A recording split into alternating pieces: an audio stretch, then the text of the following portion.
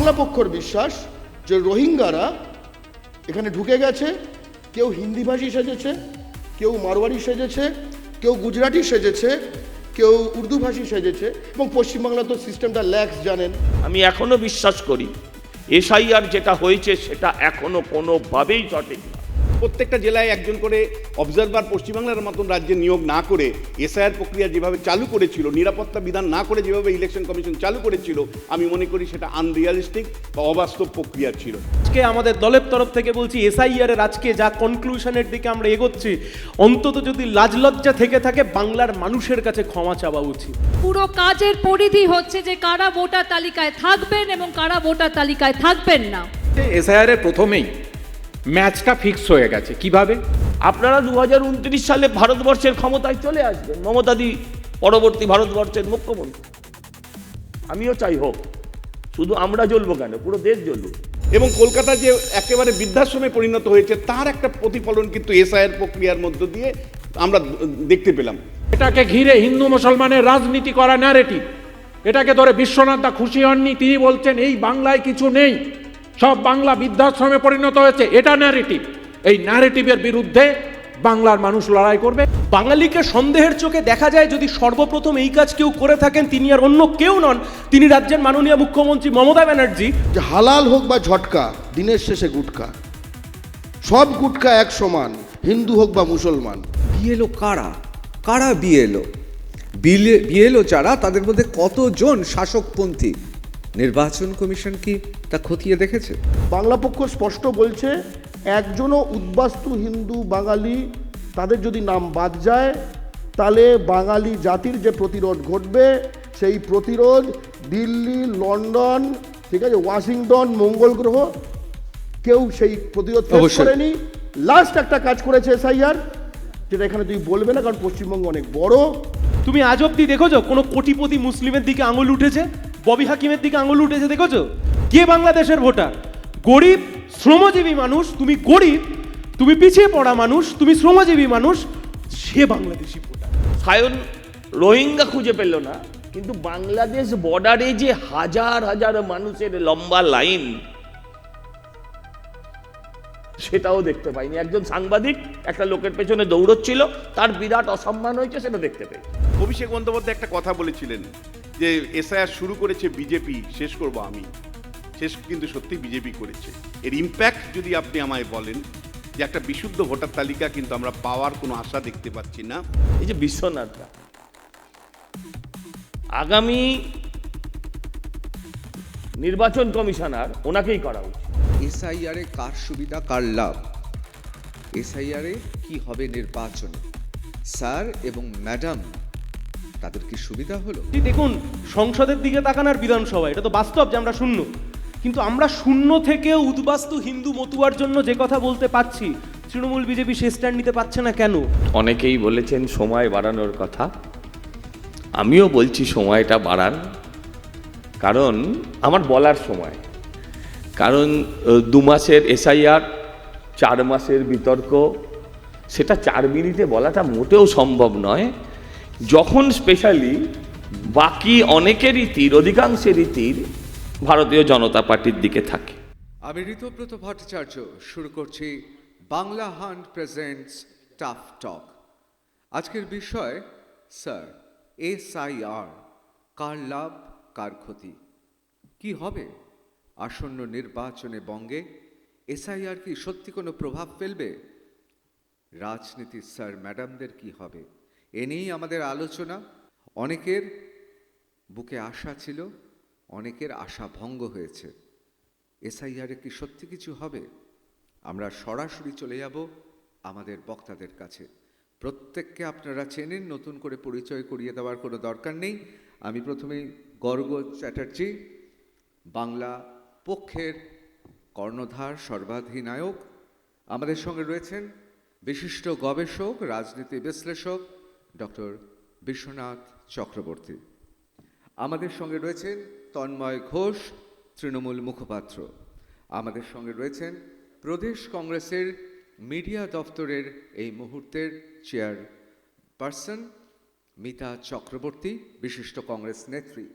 আমাদের সঙ্গে রয়েছেন তরুণ সিপিএম নেতা সায়ন ব্যানার্জি আইনজীবীও বটে এবং সজল ঘোষ ভারতীয় জনতা পার্টির নেতা।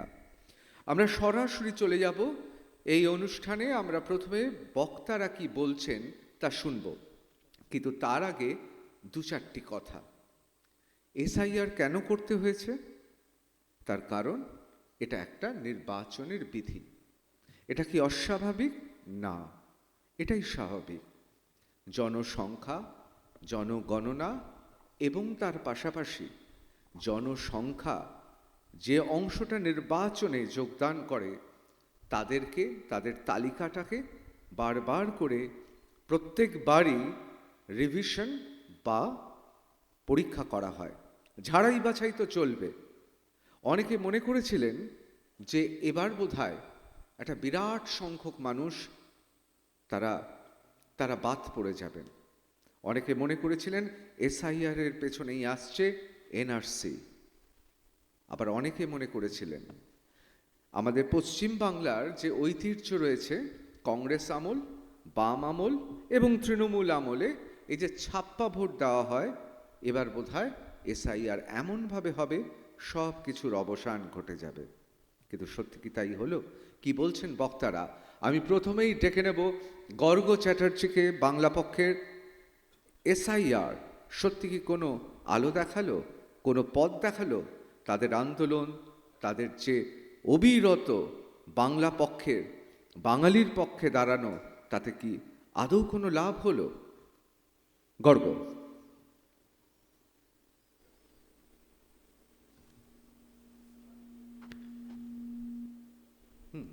ঠিক আছে, নমস্কার। এসআইআর বাংলা পক্ষ বাংলার ভোটার লিস্টকে পবিত্র করার লক্ষ্যে আজ নয়, বেশ কিছু বছর ধরে লড়ছিল।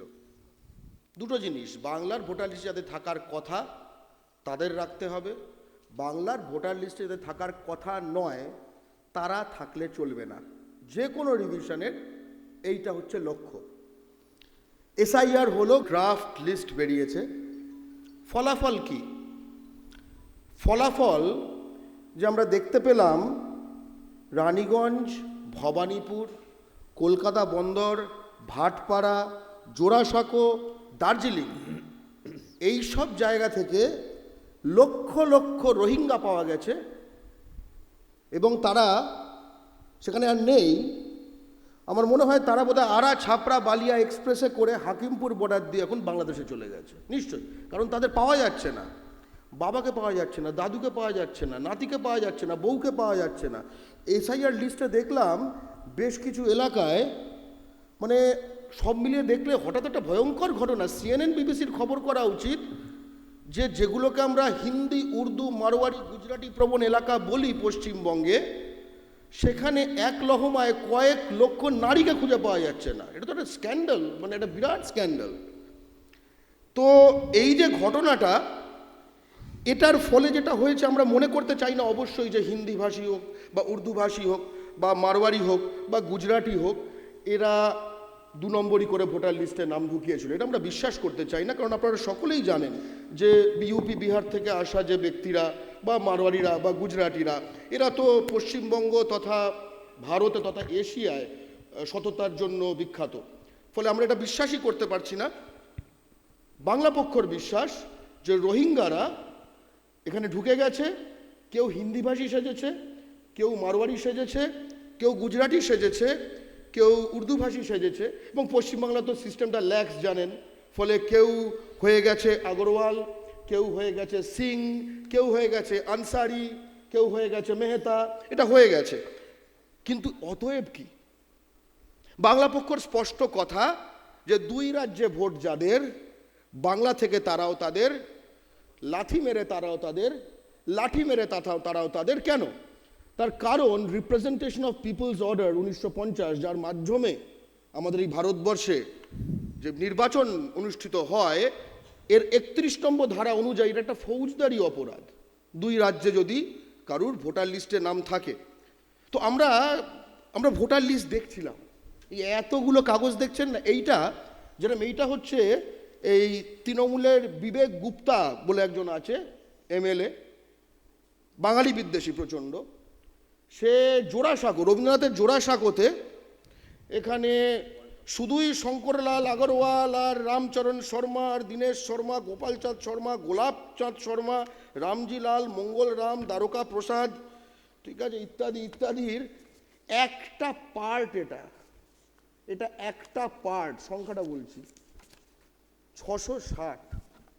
এটা ভাটপাড়া, এটা যেরকম ছিল শ্রী জৈন শ্বেতাম্বর টেরাপন্থী বিদ্যালয়, এটা হচ্ছে ভাটপাড়ার হিন্দি ইউপি বিহার আর্য বিদ্যালয়। বুঝতে পেরেছেন তো?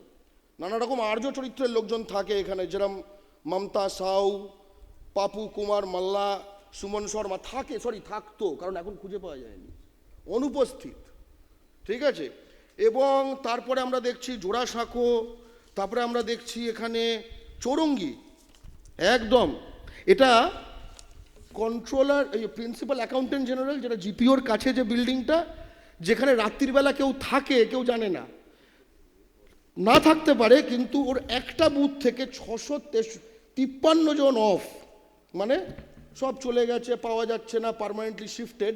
আমার মনে হয় বাংলা পক্ষ এই হিন্দি উর্দু বলা বা মারোয়ারি ভাষা বলা বা গুজরাটি ভাষা বলা যে রোহিঙ্গাদের বিরুদ্ধে যে প্রচারটা করেছিল, যে তোমরা যদি এখানে ফলসলি ভোটার কার্ডে নাম তুলে থাকো এই রোহিঙ্গাগুলো, তাহলে কিন্তু তোমাদের জন্য আছলা বাঁশের দিয়ে আমরা অপেক্ষা করছি।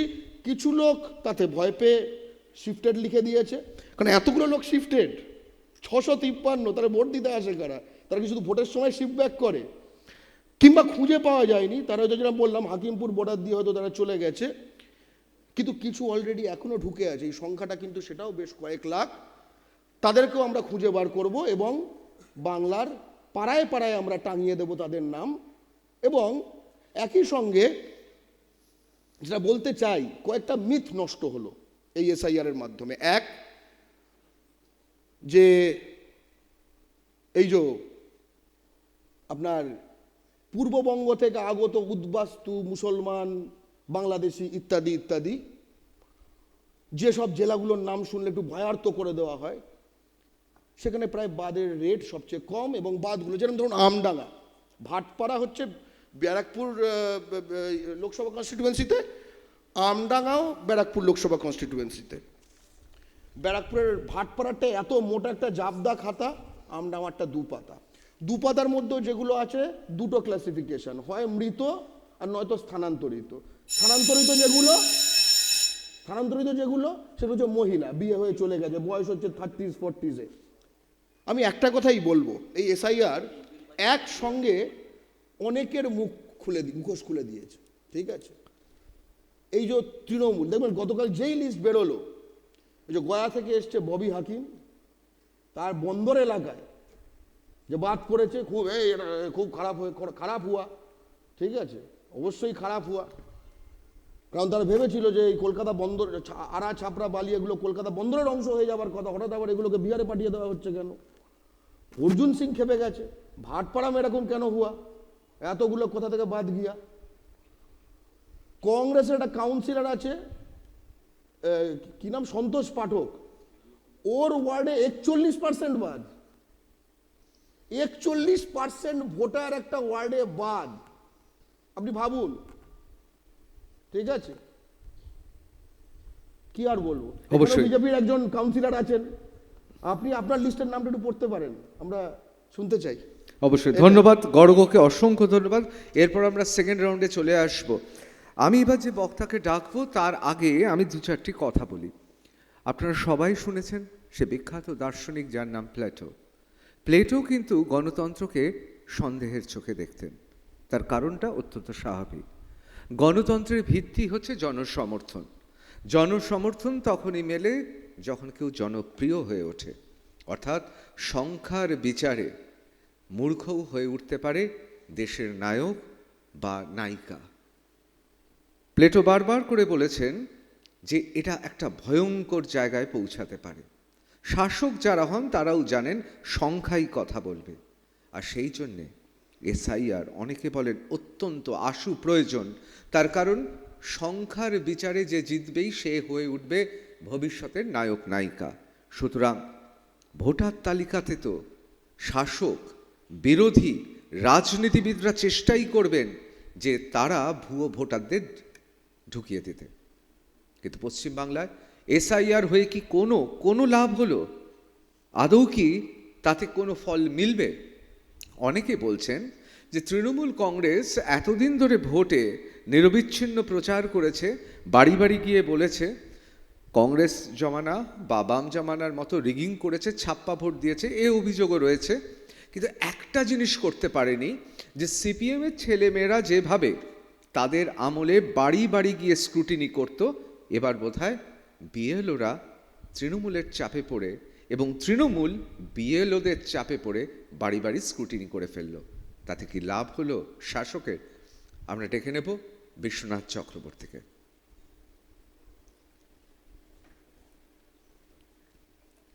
নমস্কার, শুভ অপরাহ্ন। দেখুন, আমরা এসআইআরের মাঝপথে আছি। আমরা কি পেলাম এখন পর্যন্ত তার একটা ছোট্ট অ্যাকাউন্ট আপনাদের সামনে রাখতে চাই। এসআইআর সাংবিধানিক ব্যবস্থা ঋতব্রত কিছুক্ষণ আগেই বললেন, এবং এটা নির্বাচন কমিশনের এখতিয়ারের মধ্যে পড়ে। নির্বাচন কমিশন কিন্তু কোনো বায়বীয় বিষয় নয়, রাজ্য প্রশাসনের উপর ভর করে পুরো এক্সারসাইজটা কিন্তু হয়। কিন্তু আশ্চর্যজনকভাবে আমরা প্রথম পেলাম যে রাজ্যের প্রধান বিরোধী দল বিজেপি যেন কার্যত নিজে দায়িত্ব নিয়ে যেন ইলেকশন কমিশন আর বিজেপি সমার্থক, এই ভাবনা শুভেন্দু অধিকারী, আমি সরাসরি নাম ধরে বলতে চাই, অ্যাজ ইফ যেন এসআইআরের দায়িত্বটা বিজেপি নিয়েছে। ইলেকশন কমিশনের হয়ে বিজেপি সবসময় সওয়াল করতে লাগলো। উল্টো দিকে দেখতে পেলাম যে আমাদের রাজ্যে যারা দায়িত্বশীল, যাদের প্রশাসনে এই এসআইআরটা হচ্ছিল বা সংবিধান দায়িত্ব দিয়েছে যাদেরকে, মমতা বন্দ্যোপাধ্যায়কে, সেই মমতা বন্দ্যোপাধ্যায়, অভিষেক বন্দ্যোপাধ্যায় সরাসরি রাস্তার রাজনীতিতে নেমে গেলেন একদিকে, অথচ তার নিজের দলকে বললেন যে ভাই প্রত্যেকটা জায়গায় জানি মানুষের নাম থাকে, একটা নামও যাতে বাদ না যায়। পুরো দলকে নামিয়ে দিলেন, নামিয়ে দিয়ে আর উল্টো দিকে মানুষকে তাতাতে লাগলেন যে একটি নামও জানি বাদ না যায়, আমরা এসআইআর মানছি না, মানবো না, আমরা ঘেরাও করব। একটা অদ্ভুত ধরনের রাজনৈতিক তরজা পশ্চিমবাংলার মানুষ দেখলো, যেটা দেখার কথা ছিল না। একটা সাংবিধানিক প্রক্রিয়া নর্মালভাবে 2002 সালে হয়েছে, এবারও হওয়ার কথা ছিল, কিন্তু আমরা আশ্চর্যজনকভাবে দেখলাম বিজেপি এবং তৃণমূল কংগ্রেসের মধ্যে আশ্চর্যজনক একটা রাজনৈতিক তরজা, যেখানে আবার বামপন্থীরাও কখনো তৃণমূলের সুরে কথা বলছেন তো কখনো বিজেপির সুরে কথা বলছেন। দ্বিতীয় যে বিষয়টা, সেটা হলো যে দেখুন, এই এসআইআর প্রক্রিয়াটা যখন চলছে, তখন আমরা আশ্চর্যজনকভাবে দেখলাম যে এই ইলেকশন কমিশনও প্ল্যান মাফিক কিন্তু এই এসআইআর প্রক্রিয়াটা কার্যকারী করতে আসেনি। পশ্চিমবাংলার মতন রাজ্যে যখন এসআইআর করছি, তখন আমার একটা মিনিমাম নিয়ন্ত্রণ থাকা দরকার এসআইআর প্রক্রিয়ার উপর। ইলেকশন কমিশন সেই নিয়ন্ত্রণ প্রক্রিয়াটাকে বাদ দিয়েই যখন বুঝতে পারলো যে পুরোপুরি তৃণমূল কংগ্রেস তার মতন করে এসআইআরকে কন্ট্রোল করছে, তার মতন করে এসআইআরকে নিয়ন্ত্রণ করছে, এবং যখন 7,800 বুথকে দেখিয়ে বলল এখানে মৃত ভোটার কোথায়, 1 থেকে 10 জন, 2,208টা বুথে পেল, একজনও মৃত ভোটার নেই। আশ্চর্য। ইলেকশন কমিশনের তখন মাথায় হাত, তারা তখন একেবারে মাঝ পর্বে গিয়ে তারা অবজারভার পাঠাতে লাগলেন, অবজারভার বাড়ি বাড়ি দিতে লাগলো, এবং একটা বিশুদ্ধভাবে এসআইআরটা নামানো যায় কি করে তার একটা উদ্যোগ শুরু হলো, যেটা শুরুতেই করার কথা ছিল। প্রত্যেকটা জেলায় একজন করে অবজারভার পশ্চিমবাংলার মতন রাজ্যে নিয়োগ না করে এসআইআর প্রক্রিয়া যেভাবে চালু করেছিল, নিরাপত্তা বিধান না করে যেভাবে ইলেকশন কমিশন চালু করেছিল, আমি মনে করি সেটা আনরিয়ালিস্টিক বা অবাস্তব প্রক্রিয়া ছিল। যে দেরিতে হলেও ইলেকশন কমিশন বুঝেছে, কিন্তু বুঝে কি হলো, এই মাঝপথে যে খসড়া ভোটার তালিকা প্রকাশ পেল, তাতে ব্রডলি কতগুলো জিনিস আপনাদেরকে বলতে চাই। একটা হলো যে 50,000-এর মতন 50,000-এর বেশি নাম বাদ গেল ভোটার তালিকায়। সেই রকম কনস্টিটিউয়েন্সি 63টা আমরা পেলাম। আমরা আবার একেবারে কম ভোটার নাম বাদ গেছে, 5,000-এর মতন ভোটার বাদ গেছে, এমন 42টা মতন পেলাম বিধানসভা কেন্দ্র। আমরা দেখলাম যে ম্যাক্সিমাম বিধানসভা কেন্দ্র 10,000 থেকে 25,000-এর মতো নাম বাদ গেছে, বাদ বাকিগুলো প্রায় 199টার মতন। কিন্তু যে প্রশ্নটা ইম্পর্টেন্ট প্রশ্ন, আমরা আরবান এলাকাতে যেটা দেখতে পেলাম যে একটা বিরাট ধরনের মাইগ্রেশন হয়েছে, যেটা বারবার পশ্চিমবাংলায় আমরা বলতে চাইছিলাম যে পশ্চিমবাংলায় কলকাতা, তার শহরতলি এলাকা, উত্তর 24 পরগনা, দক্ষিণ 24 পরগনা, হাওড়া, সেখানে কিন্তু বিস্তীর্ণ অঞ্চল জুড়ে মানুষ কিন্তু যে কাজের অভাবে বেরিয়ে যাচ্ছে রাজ্য থেকে, ভিন্ন রাজ্যতে যাচ্ছে, কেউ গোয়াতে যাচ্ছে, কেউ কর্ণাটকে যাচ্ছে, কেউ তামিলনাড়ুতে যাচ্ছে, কেউ দিল্লিতে যাচ্ছে, কেউ গুজরাটে যাচ্ছে, এটা যে বাস্তব এবং কলকাতা যে একেবারে বৃদ্ধাশ্রমে পরিণত হয়েছে তার একটা প্রতিফলন কিন্তু এসআইআর প্রক্রিয়ার মধ্য দিয়ে আমরা দেখতে পেলাম। এবং 3-4টে ব্রড জিনিস বলে আমি শেষ করব। একটা হলো যে দেখুন, যেভাবে এসআইআর প্রক্রিয়ার মধ্য দিয়ে আমরা পরিষ্কার দেখতে পেলাম বিএলও নিয়োগের ক্ষেত্রে বিরোধী রাজনৈতিক দলের কঙ্কালসার দেহ, সেটা সাধারণত নির্বাচনের ভোটের দিন আমরা দেখে অভ্যস্ত, এবার কিন্তু ভোটের আগেই কিন্তু প্রকাশ পেয়ে গেল। অর্থাৎ যে বিজেপি বা সিপিএম বারবার তৃণমূলের সাথে লড়াইয়ের কথা বলে, তাদের কিন্তু সাংগঠনিক শক্তির যে জোর নেই, সেটা কিন্তু এসআইআর প্রক্রিয়ার মধ্যে দিয়ে স্পষ্ট ধরা পড়েছে। কারণ যে বিএলএ যে নিয়োগ করার প্রসেস, সেখানে নিয়োগ হয়েছে বটে, কিন্তু কেউ কিন্তু প্রসেসের মধ্যে ছিল না, একমাত্র তৃণমূল কংগ্রেস, যারা প্রায় প্রত্যেকটা বুথে ছিল। এবং ঋতব্রতর কথা ধার করে বলছি যে 80-র দশক বা 90-এর দশকে সিপিএমের মতন ভোট করিয়ে নেওয়া যেটাকে বলি আমরা, এসআইআরটা তৃণমূল কংগ্রেস তার মতন করিয়ে নিয়েছে। অন্যদিকে বিরোধী দলগুলোর যে কঙ্কালসার দেহ, সেটা ভোটের আগেই কিন্তু প্রকাশ পেয়েছে। ফলে শেষ পর্যন্ত এসআইআর যে দ্বিতীয় পর্ব শুনানি, সেটা শান্তিপূর্ণ হয় কিনা, শেষ পর্যন্ত সেই শুনানি পর্বে জেনুইন ভোটারদের রেখে যারা অযোগ্য ভোটার তাদের বাদ দেয় কিনা ইলেকশন কমিশন, সেটা অনেক অনেক বেশি গুরুত্বপূর্ণ। ফলে চোখ রাখুন, আরও রাজনৈতিক ঘটনাবলী এবং প্রবাহ কিন্তু চলতে থাকবে। ধন্যবাদ। অবশ্যই আমরাও দ্বিতীয় রাউন্ডে শুনবো বিশ্বনাথ চক্রবর্তী কি বলেন। খুব সুন্দরভাবে গুছিয়ে তিনি বললেন। দেখুন, এতক্ষণ আমরা কথা বলছিলাম গর্গর সঙ্গে, অর্থাৎ বাংলা পক্ষের কর্ণধার গর্গ চ্যাটার্জি এবং গবেষক, অধ্যাপক, রাজনৈতিক বিশ্লেষক বিশ্বনাথ চক্রবর্তীর সঙ্গে। এবার মূলত আমরা প্রবেশ করতে চলেছি রাজনৈতিক বলয়ে। আপনারা বলতে পারেন দুটি জোট এখানে রয়েছে। একটি জোট আপনারা জানেন ইন্ডি জোট বলা হয়। কেন ইন্ডি জোট বলা হয় তার কারণ আমরা জানি, ভারতীয় জনতা পার্টি এবং অবশ্যই তাদের সহযোগীদের বিরুদ্ধে গোটা দেশ জুড়ে যারা রয়েছেন, অর্থাৎ সিপিএম, কংগ্রেস থেকে শুরু করে অন্যান্য দল, সেখানে তৃণমূল কংগ্রেসও আছে, এই জোটটাকে ইন্ডি জোট বলা হয়। আরেকটা আমাদের রাজ্যে রয়েছে, সেটা হচ্ছে পিন্ডি জোট। পিন্ডি জোটটা কিন্তু ঘোষিত নয়। কি হয়েছে? প্রচুর দুর্নীতি হয়েছে, সেই দুর্নীতির ফাইল রয়েছে, সিবিআই, ইডি, বিভিন্ন কেন্দ্রীয় সংস্থা দৌড়াদৌড়ি করে, খবরের কাগজে শিরোনামে বেরোয়। এই জোটটার নাম হচ্ছে পিন্ডি জোট। পিন্ডি জোটের কাজ কি? পিন্ডি জোটের কাজ যে বাপু তুমি বেশি বাড়াবাড়ি করো না, আমাদের কাছে ফাইল আছে, ফাইল দেখিয়ে দেবো। এই জোটটা পিন্ডি জোট। এই জোটে সবুজ এবং গেরুয়া মিলেমিশে একাকার। তার মানে সবাই সবার জোট সঙ্গী। ভেবে দেখুন, সিপিএম, তৃণমূল কংগ্রেস ইন্ডি জোটে রয়েছে, আবার পিন্ডি জোটে রয়েছে গেরুয়া এবং সবুজ। আপনারা বলতে পারেন রাজনৈতিক দলের নাম করছি না কেন, তার কারণ আপনারা বুদ্ধিমান, আর আমিও কাউকে কেস করার সুযোগ দেব না আমার কথায়, সুতরাং বুঝে নিন কাদের কথা বলছি। এখন এই ইন্ডিয়ার পিন্ডি জোট তারা এবার নির্বাচনে নামছে। অনেকে বলছে তৃণমূলের সাপে বড় হলো। পই পই করে বারবার বলা সত্ত্বেও তৃণমূলের কেউ ওই সিপিএমের ছেলে মেয়েদের মতো স্ক্রুটিনি করতে বেরোতো না। এবার বাধ্য হয়ে বিএলওকে দিয়ে স্ক্রুটিনি করিয়ে নেওয়া হলো। বিএলও কারা? কারা বিএলও? বিএলও যারা, তাদের মধ্যে কতজন শাসকপন্থী? নির্বাচন কমিশন কি তা খতিয়ে দেখেছে?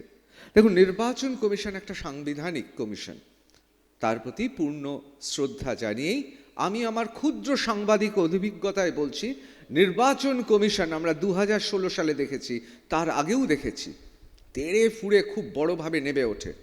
তারপর কি হয়? নির্বাচন যত গড়ায় তত যেন নির্বাচন কমিশন শিথিল হতে শুরু করে। হয়েছে তো, কত আইএএস আইপিএস অফিসার, কত সরকারি অফিসার কত বীরত্ব দেখিয়েছেন, এবং পরিশেষে তাদের কম্পালসারি ওয়েটিংয়ে যেতে হয়েছে, তাদের বাড়ির লোকেরা অসুবিধায় পড়েছে। এবার তাই সরাসরি আমরা রাজনৈতিক দলের কাছে চলে যাব। ইন্ডি জোট এবং পিন্ডি জোট, অর্থাৎ সবাই সবার কোনো না কোনোভাবে জোটে রয়েছে, সবার সঙ্গে সবার সম্পর্ক রয়েছে। তারা কি বলছেন? এসআইআরে কার সুবিধা, কার লাভ? এসআইআরে কি হবে নির্বাচনে? স্যার এবং ম্যাডাম তাদের কি সুবিধা হলো? শুনবো। আমি প্রথমেই ডেকে নেব কংগ্রেসকে, অর্থাৎ আমাদের বন্ধু মিতা চক্রবর্তীকে। মিতা এই মুহূর্তে প্রদেশ কংগ্রেসের মিডিয়া দপ্তরের চেয়ারপারসন। মিতা। নমস্কার। আজকে আমরা এখানে বক্তব্য রাখতে এসেছি এসআইআর প্রসেসের উপরে। এসআইআর যার দুটি নির্দিষ্ট উদ্দেশ্য ছিল, একটি উদ্দেশ্য ছিল যে যাতে কোনো বৈধ ভোটার তালিকা থেকে বাদ না পড়েন, এবং আরেকটি অবজেক্টিভ ছিল যাতে কোনো অবৈধ ভোটার সেই তালিকায় তার নাম খুঁজে না পায়। আমি সামনে কিছু তথ্য রাখবো। আপনারা সবাই জানেন যে আমাদের 58 লাখ ভোটার বাদ পড়েছে আমাদের ভোটার তালিকা থেকে, 58.2 lakhs টু বি প্রিসাইজ। এবার যখন আমরা দেখছি যে কিভাবে তারা বাদ পড়েছে, আমরা জানি যে 3 তারিখ অবধি, 3rd ডিসেম্বর অবধি 50 লাখ এরকম সংখ্যা ছিল যেখানে ইনিউমারেশন ফর্ম জমা পড়েনি। সেই সংখ্যাটা ছিল 50 লাখ। 4 তারিখ থেকে, ডিসেম্বর মাসের 4 তারিখ থেকে 11 তারিখ সেই সংখ্যাটা গিয়ে দাঁড়ালো 58 লাখে, অর্থাৎ 8 লাখ বৃদ্ধি পেল। এই 8 লাখ বৃদ্ধি পাওয়ার যে প্রসেসটা ছিল সেটাকে ইংরেজিতে বলে রিভেরিফিকেশন প্রসেস বা পুনরায় যাচাই করা। কিন্তু এই রিভেরিফিকেশন প্রসেসের কোনো গাইডলাইন বা এটা কীভাবে করা হবে, কি কি ক্ষেত্রে ফর্মের পর নামার পরে সেই নাম বাদ পড়বে, সেটার গাইডলাইন কিন্তু এসআইআর অর্ডার অ্যান্ড গাইডলাইন্সে আসেনি। এসআইআর অর্ডার অ্যান্ড গাইডলাইন এসেছিল প্রথমবার 24 তারিখ জুন মাসে, 24th of June 2025, এবং পুনরায় এই গাইডলাইন আপডেট করে ইস্যু করা হয় 27 তারিখে 27th of October 2025। কিন্তু এই গাইডলাইনে এই রিভেরিফিকেশন মেথোডোলজি বা এটা কি বেসিসে রিভেরিফিকেশন হবে সেটা কিন্তু মেনশন ছিল না। তো আমার প্রথম প্রশ্ন জ্ঞানেশ কুমারজি এবং ইলেকশন কমিশন অফ ইন্ডিয়ার কাছে যে এই রিভেরিফিকেশনে এই 8 লাখ লোকের নাম বাদ পড়েছে সেটা কিসের ভিত্তিতে করা হয়েছে, সেটা যাতে স্বচ্ছতার সাথে সামনে আসে। আমার দ্বিতীয় প্রশ্ন, আমরা সবাই জানি এবং বহু জায়গায় বহু মিডিয়া রিপোর্টস এটা এসেছে যে শহুরে যে কেন্দ্র, আরবান কনস্টিটুয়েন্সিস, সেখানে ভোটারের যে পার্সেন্টেজ বাদ পড়েছে সেই পার্সেন্টেজ অনেক বেশি গ্রামীণ অ্যাসেম্বলি কনস্টিটুয়েন্সিসের তুলনায়। আমি কয়েকটা আপনাদের উদাহরণ দিই। উত্তর কলকাতা, যেখানে 7টি বিধানসভা আছে, সেখানে বাদ পড়েছে 26%। দক্ষিণ কলকাতা, যেখানে 4টি বিধানসভা আছে, সেখানে বাদ পড়েছে 24%। পশ্চিম বর্ধমান, 9টি বিধানসভা, বাদ পড়েছে 13%। হাওড়া, যেখানে রয়েছে 16টা বিধানসভা, সেখানে বাদ পড়েছে 11%। আমাদের স্টেটের অ্যাভারেজ হচ্ছে 7.6%। হতেই পারে যে শহরের কেন্দ্র থেকে বেশি মাইগ্রেশন হয়েছে, কিন্তু আমরা জানি যে মুর্শিদাবাদ, মালদা, নদিয়া এরকম বহু জেলা থেকে বহু মানুষ বহু জায়গায় কনস্ট্রাকশন ওয়ার্কার হিসেবে, লো ওয়েজ লেবার্স হিসেবে অন্য রাজ্যে কাজ করছে। কাজেই মাইগ্রেশন কি শুধুমাত্র শহর থেকে হয়েছে? তাই আমি জানতে চাই যে এই ডিসক্রিপেন্সি কেন শহরে কেন্দ্র থেকে, যেখানে 26%, 24% মানুষের নাম বাদ পড়ছে, সেখানে গ্রামীণ জায়গায় এতটাই কম, এবং স্টেটের যদি আপনি অ্যাভারেজ নেন সেই অ্যাভারেজ দাঁড়াচ্ছে 7.6%। The difference is significantly high, 7.6% versus 24 and 26%। এই ব্যাপারে আমাদের আরেকটি প্রশ্ন থাকবে, এবং আমরা শুনেছি যে বহু কেউ বলেছেন 1,20,00,000, কেউ বলেছেন 1 কোটির উপরে বাংলাদেশি অনুপ্রবেশকারী বা ঘুষপেটিয়া রয়েছেন আমাদের রাজ্যে। তো আমি জানতে চাইবো যে ঠিক কত লক্ষ বাংলাদেশি অনুপ্রবেশকারীদের খুঁজে পাওয়া গেছে এবং তাদের নাম বাদ পড়েছে। তো সেই সংখ্যাটা জানার জন্য নিশ্চয়ই আমি কংগ্রেসের তরফ থেকে আমি আগ্রহ প্রকাশ করব। এছাড়া আরেকটি ডেটা রিপোর্ট যেটা আমার কাছে খুব ইন্টারেস্টিং মনে হয়েছে, যেটা office of CEO West Bengal release করেছেন, যে 30,59,000 30.59 লাখ ইলেক্টর্সদেরকে ম্যাপ করা যায়নি 2002-এর ইলেকটোরাল রোলের সাথে। মানে ইদার তারা সরাসরি ম্যাপ হননি বা তাদের অভিভাবকদেরকে ম্যাপ করা যায়নি। 30.59 lakhs। এবার এদের সকলকে ইআরওর কাছে যেতে হবে হিয়ারিংয়ের জন্যে। আমার প্রশ্ন থাকবে, এসআইআর এর যেটা এক্সিস্টিং গাইডলাইন, তাতে যাদের জন্ম 1987-এর পরে হয়েছে তাদের যে কোনো একজন অভিভাবক, সে মা হতে পারেন বা পিতা হতে পারেন, তার জন্মস্থান এবং তার জন্ম তারিখের বৈধ সাপোর্টিং এভিডেন্স দিতে হবে। এবং যাদের জন্ম 2004-এর পরে হয়েছে তাদের দুজন প্যারেন্টের birth place and date of birth, জন্ম তারিখ এবং জন্মস্থানের এভিডেন্স দিতে হবে। এরকম বহু মানুষ আছেন যাদের 1987-এর পরে জন্ম হয়েছে, যাদের নাম ভোটার তালিকায় ছিল কিন্তু এখন ম্যাপ করা সম্ভব হচ্ছে না। তাদের কাছে তাদের প্যারেন্টের, এটা যদি আপনি ম্যান্ডেটরি করেন যে তাদের প্যারেন্টদের জন্ম তারিখ এবং জন্মস্থানের সাপোর্টিং এভিডেন্স দিতে হবে, তাদের কাছে নাও থাকতে পারে। তাই আমাদের কাছে অ্যাপিল থাকবে যে এটাকে আপনারা কনসিডার করুন, কিন্তু এটাকে ম্যান্ডেটরি করবেন না। আমরা পশ্চিমবঙ্গ প্রদেশ কংগ্রেসের তরফ থেকে এবং সেই লিগ্যাল অ্যাপ্লিকেশনে অন্যান্য পার্টিজও ছিল, আমরা সুপ্রিম কোর্টে গেছিলাম, যেখানে আমরা বলেছি যে এসআইআর প্রসেস কিন্তু সিটিজেনশিপ ডিটারমিনেশনের প্রসেস হতে পারে না। এখানে নাগরিকতা ঠিক করার কিন্তু অধিকার ইলেকশন কমিশনের নেই। ইলেকশনের কমিশনের পুরো কাজের পরিধি হচ্ছে যে কারা ভোটার তালিকায় থাকবেন এবং কারা ভোটার তালিকায় থাকবেন না। কিন্তু যখন এখানে আপনি সিটিজেনশিপ ডিটারমিনেশন আনছেন, তখন সেটাকে কিন্তু লিগালি চ্যালেঞ্জ আগেও করা হয়েছে সুপ্রিম কোর্টে এবং পুনরায় আমরা চ্যালেঞ্জ করতে পারি।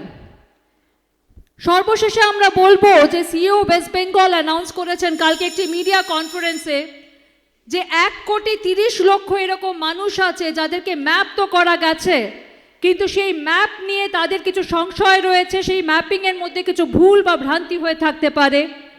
তো 1,30,00,000 মানুষ, that's a huge number mind you.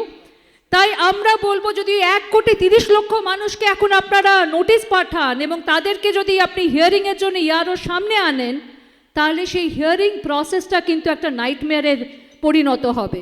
তাই আমরা সর্বশেষে বলবো যে এটা সময় সীমা বাড়ানো হোক, টাইম লাইন বাড়ানো হোক, হিয়ারিংয়ের ডেট যাতে ন্যাশনাল হলিডেজের ডেটে না ফেলা হয়, অর্থাৎ 25শে ডিসেম্বর আছে, 1 জানুয়ারি আছে, এবং যাতে ভুল ভ্রান্তি ছাড়া এই পদ্ধতিটাকে আমরা সম্পন্ন করতে পারি, সেই জন্যে এটার সময়সীমা অবিলম্বে বাড়ানো হোক। আমরা চাই ভুল ভ্রান্তি ছাড়া, ফেক ভোটার্স ছাড়া, ডুপ্লিকেট ভোটার্স ছাড়া একটা বৈধ ভোটার তালিকা, যেখানে কোনো ব্রাজিলিয়ান মডেলের নাম বা ব্রাজিলিয়ান মডেলের ছবি 22 বার আসবে না, যেটা কিনা হরিয়ানার ভোটার লিস্টে এসেছে, যেটা আমাদের বিরোধী দলনেতা সেরকম অনেক তথ্য নিয়ে ইলেকশন কমিশনের বিরুদ্ধে প্রেস কনফারেন্স করে জনসমক্ষে এনেছেন।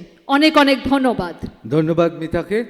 আমরা খুব স্পষ্টভাবে মিতা পরিসংখ্যান দিয়ে বুঝিয়ে দিলেন দুটি জিনিস খুব গুরুত্বপূর্ণ। শহর এবং গ্রামে এসআইআরে যে বৈষম্য দেখা দিয়েছে কেন, এর যুক্তি নিয়ে নিশ্চয়ই আলোচনা হবে। বিশ্বনাথ বাবুর মতো মানুষ এখানে আছেন, আমরা নিশ্চয়ই দ্বিতীয় রাউন্ডে আলোচনা করব। কিন্তু পরিশেষে তিনি বললেন সময় বাড়ানো হোক, সময় বাড়ানো হোক। সিপিএমও কি তাই মনে করে? সিপিএমও কি তাই মনে করে যারা অনুপ্রবেশকারী বা যারা ভুয়ো ভোটার তাদেরকে আরও সময় দেওয়া হোক, তারা বড়দিনের ছুটি কাটাক, নতুন ইংরেজি নববর্ষ কাটাক? সিপিএম কি মনে করে? আমি ডেকে নেব সিপিএমের তরুণ নেতা সায়ন ব্যানার্জিকে। সবাইকে শুভ সন্ধ্যা। এখানে যারা উপস্থিত হয়েছেন সবাইকে আমার শুভেচ্ছা, প্রণাম এবং অভিনন্দন। সময় বাড়ানো যেতেই পারে, অসুবিধা নেই, কিন্তু সময় আমার ধারণা রাজ্যের বিরোধী দলনেতাকে দেওয়া উচিত, কারণ উনি 1 কোটি রোহিঙ্গা খুঁজবেন। ফলে ইলেকশন কমিশনের চাইতেও রাজ্যের বিরোধী দলনেতার খোঁজার যা কাজ উনি দায়িত্ব নিয়েছিলেন, আমাদের কথা না ওনার কথা, ওনাকে একটু সময় দিতে পারে। যাই হোক, জোকস অ্যাপার্ট, দেখুন খুব গুরুত্বপূর্ণ বিষয় নিয়ে কথা বলছি তো, এখনও ইলেকশন ঘোষণা হয়নি, তাই জন্য স্বাভাবিকভাবেই এই ভোট কে সুবিধা পেয়ে গেল কে সুবিধা পেল না আমি সে বিষয়ের মধ্যে যাব না। এখনও নির্বাচনের জল গরম হতে যথেষ্ট সময় আছে।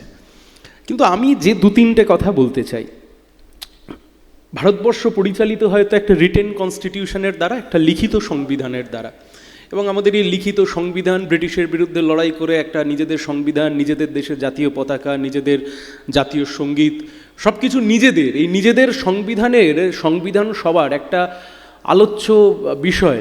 Doctor B.R.. আম্বেদকর যখন কনস্টিটিউয়েন্ট অ্যাসেম্বলিতে তিনি বক্তৃতা করছেন, এবং সেই বক্তৃতা পরবর্তীকালে আজও বিভিন্ন সময়তে যখন চর্চিত হয়, দ্য গ্রামার অফ অ্যানার্কি, সেই গ্রামার অফ অ্যানার্কিতে উনি খুব স্পেসিফিকভাবে দু তিনটে কথা বলেছিলেন। তার মধ্যে হচ্ছে একটা অন্যতম, এই যা কিছু আজকে আমরা সংবিধানের মাধ্যমে মানুষকে দিচ্ছি, এ হয়তো আজকে লিখিত সংবিধানের মাধ্যমে দিচ্ছি, কিন্তু আজ থেকে বহু যুগ আগে যখন দেশে লিখিত কোনো সংবিধান ছিল না, কিন্তু এই একটা ডেমোক্রেটিক কাঠামো ছিল। দু তিনটে উদাহরণ দিয়েছিলেন উনি, এবং দিয়ে উনি বলেছিলেন কিন্তু এই সবটাই ধসে পড়েছিল সব মিলিয়ে একটা ব্রিটিশ কোম্পানির হাত ধরে একটা গোটা ব্যবস্থা, সেই গোটা ব্যবস্থা শাসন ব্যবস্থায় পরিণত হয়েছিল।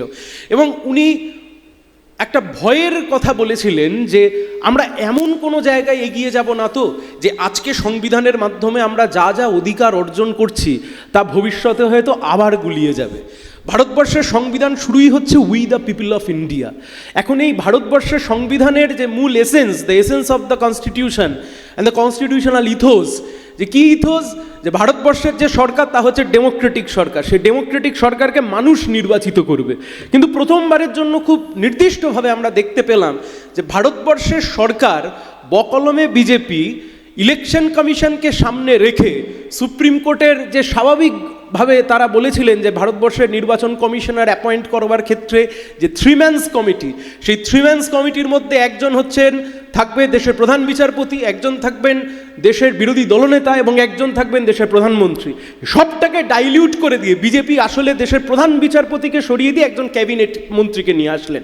সেই থেকে প্রশ্নচিহ্ন রাখা শুরু হলো এবং পরবর্তীকালে এসআইআর।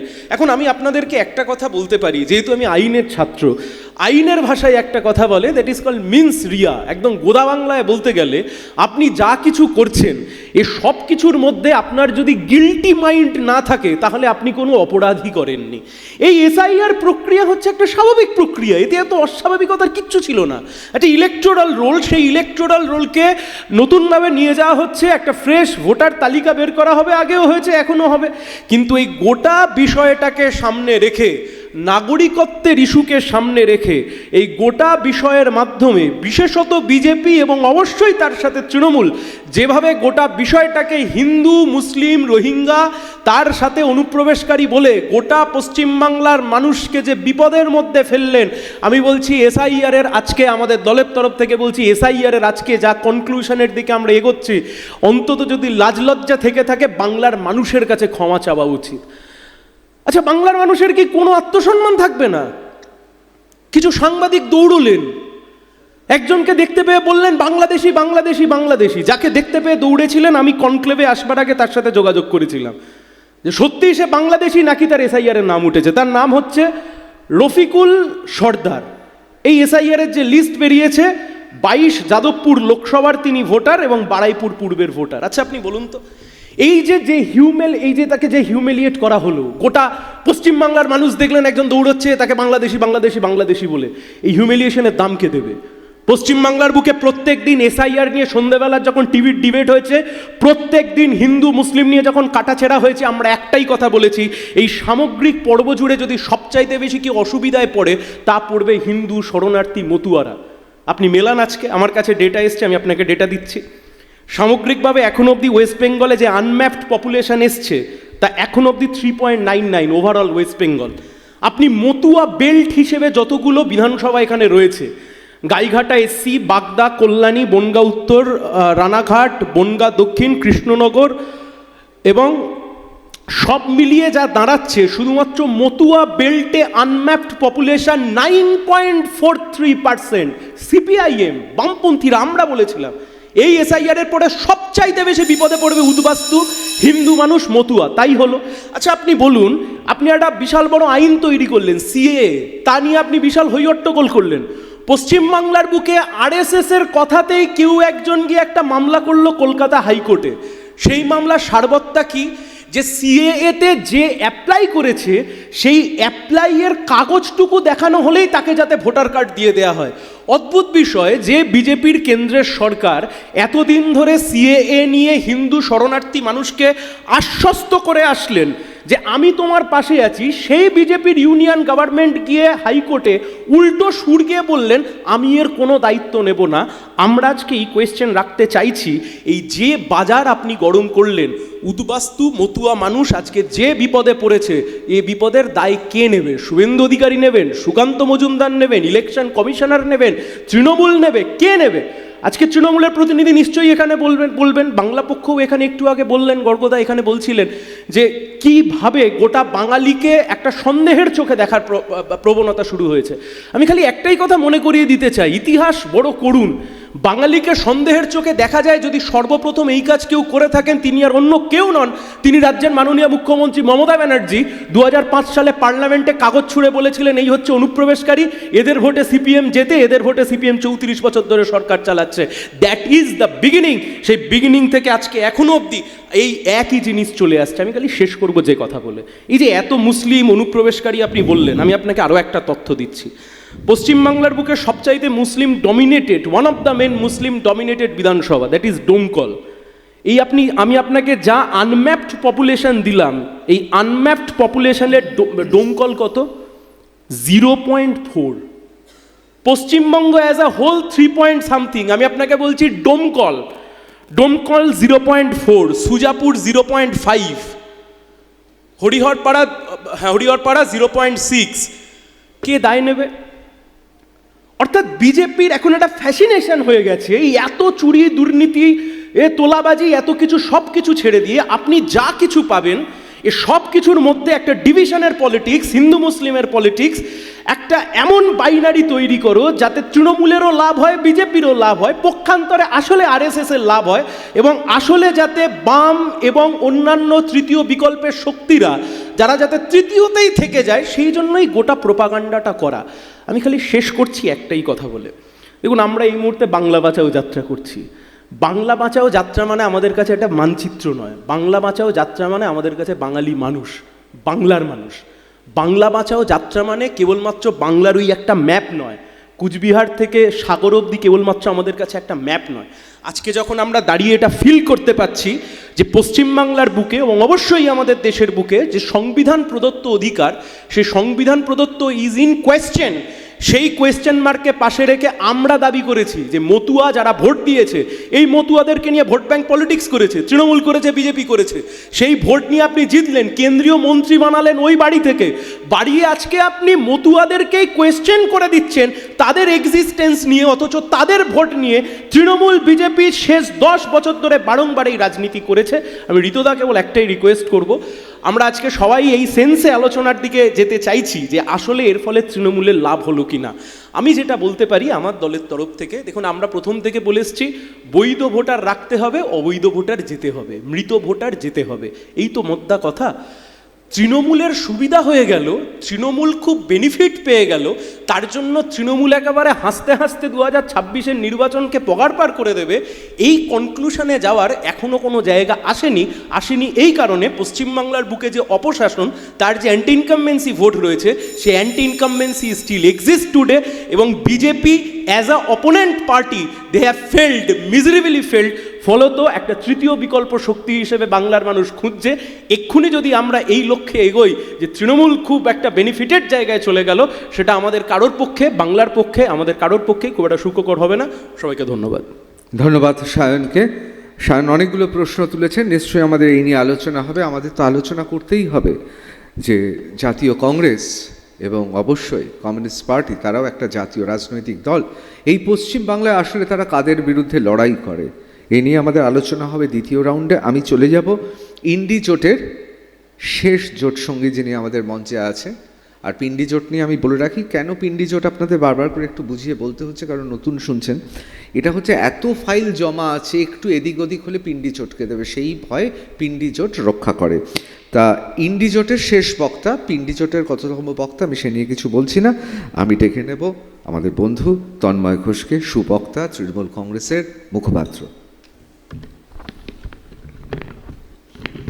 আমরা দেখতে পাচ্ছি একটা চমৎকার স্যুট পরেছেন এবং হাতে একটা চমৎকার স্যুটের সঙ্গে মিলিয়ে এটি অত্যন্ত তাৎপর্যপূর্ণ গ্রন্থ নিয়ে এসছেন। শুভ সন্ধ্যা।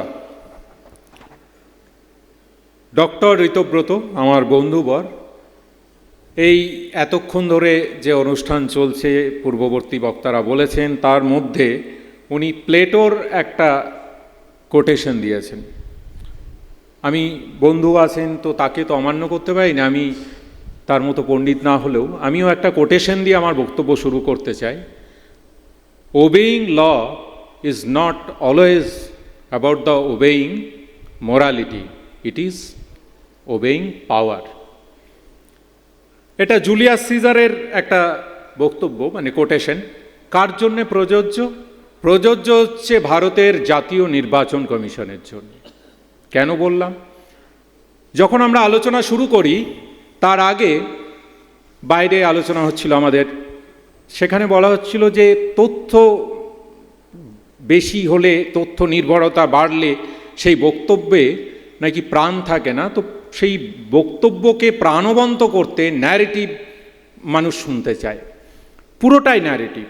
আজকের যে আলোচনা সেটা তথ্যগুলো আগের বক্তারা দিয়েছেন, আমি সেইগুলো দিয়ে আপনাদের সময় নষ্ট করতে চাই না। কিন্তু বক্তব্য হচ্ছে এসআইআর নিয়ে প্রথম থেকেই সকলে বললেন যে না, এসআইআর তো কোনো সমস্যার বিষয় নয়, এসআইআর একদম সংবিধান স্বীকৃত হওয়াই উচিত। সঞ্চালকও বললেন হ্যাঁ, হওয়াই উচিত। এই যে সংবিধান, এই সংবিধানটা আনার পিছনে কারণ আছে। এই সংবিধানে 324 নম্বর ধারায় বলছে যে, এখানে আইনজীবী সায়ন আছে আমার ভাতৃপ্রতিম, আগে বলেছে, সেখানে বলছে যে হ্যাঁ সত্যিই ভারতের জাতীয় নির্বাচন কমিশনকে সুপ্রিম পাওয়ার দেওয়া হলো। আবার সেখানেই মনে করিয়ে দেওয়া হচ্ছে এই সুপ্রিম পাওয়ার মানে কিন্তু এমন নয় যে তার কোনো বাউন্ডারি নেই, বাউন্ডারিও আছে, অর্থাৎ সংবিধানকে ছাপিয়ে যাবে এমন সুপ্রিম পাওয়ার নয়। এই সংবিধানেরই ঠিক তার পরের অনুচ্ছেদ 324-এর পরে 325, সেই 325 নম্বর অনুচ্ছেদে বলছে যে ভারতবর্ষের জাতীয় নির্বাচন কমিশন এমনভাবে কাজ করবে যাতে সমস্ত মানুষকে ধর্ম, বর্ণ, জাতি, লিঙ্গ নির্বিশেষে সকলের অংশগ্রহণে ভারতের সরকার গঠিত হবে, অর্থাৎ কাউকে বাদ দেওয়া যাবে না। মানে কি? ইনক্লুসিভনেস, অর্থাৎ উদ্দেশ্যটা হচ্ছে অন্তর্ভুক্তিকরণ, বাদ দেওয়া নয়। আমরা বিভিন্ন সময় যখন ছাত্র ছিলাম, দুর্ভাগ্য আমাদের যে এমন একটা সমাজে আমরা বাস করি সেখানে মেথড অফ ইনক্লুশন হয়, কারণ অনেক মানুষ, অল্প সংখ্যা ফাঁকা আছে, চেয়ার কম, বসার মানুষ বেশি, তো সেখানে বাদ দিতে হয়। তো মেথড অফ এলিমিনেশন হয় বিভিন্ন পরীক্ষায়, সেটা জয়েন্ট এন্ট্রান্স হতে পারে, এখানে গড়গত কৃতি ছাত্র মেডিকেলে, তো জয়েন্ট এন্ট্রান্স হতে পারে, ক্যাট হতে পারে, বিভিন্ন পরীক্ষা আছে, আমি আর কয়েকটা নাম দিয়ে উদাহরণ হিসাবে দিচ্ছি। সেখানে কি হয়, প্রচুর ছাত্রছাত্রী পরীক্ষা দেয়, তার থেকে মেথড অফ এলিমিনেশন করতে হয়, মানে নেগেটিভ মার্কিং দাও, ভুল হয়েছে নেগেটিভ মার্কিং দাও, যাতে বাদ দেওয়া যায়। বাদ দেওয়াটা উদ্দেশ্য, কারণ আমার সংখ্যাটা তো সুনির্দিষ্ট যে 5টার বেশি নেওয়া যাবে না, এইটা হচ্ছে মেথড। আর এক্ষেত্রে কি, এক্ষেত্রে হচ্ছে মেথড অফ ইনক্লুশন। একটা সভ্যতা এগিয়ে চলে, একটা সভ্যতা কতটা ঐতিহ্যশালী, কতটা রিচ, এটা প্রমাণিত হয় তার ইনক্লুসিভনেসের। এবং ভারতবর্ষ, কে না জানে, ভারতবর্ষের লিখিত সভ্যতা 10,000 বছরের বেশি, 10,000 বছরের বেশি সময় ধরে আছে, যেটা আমরা এখনো অবধি জানতে পারি। তো সেই সভ্যতাতে আমরা চিরকাল এই অন্তর্ভুক্তিমূলক বহুত্ববাদকে গুরুত্ব দিয়েছি। ভারতবর্ষের অন্তরাত্মাই হচ্ছে বহুত্ববাদ। এই সংবিধানটা, সায়ন বলছিল কনস্টিটিউয়েন্ট অ্যাসেম্বলির কথা, সেখানে 165 দিন ধরে ডিবেট হয়েছে, মানে 165টা ডিবেট হয়েছে, দিনটা আরও বেশি, 3 বছর ধরে। অ্যান্ড লংগেস্ট রিটেন কনস্টিটিউশন হচ্ছে ভারতবর্ষের এই কনস্টিটিউশন। সেখানে আমরা কিন্তু পরতে পরতে দেখেছি যে ইনক্লুসিভনেসের কথা বলা হয়েছে, ডাইভার্সিটির কথা বলা হয়েছে, অর্থাৎ বহুত্ববাদ এবং অন্তর্ভুক্তমূলক এই প্রক্রিয়ায় আমাদের আসল বিষয়। এতটা ভূমিতা কেন করলাম?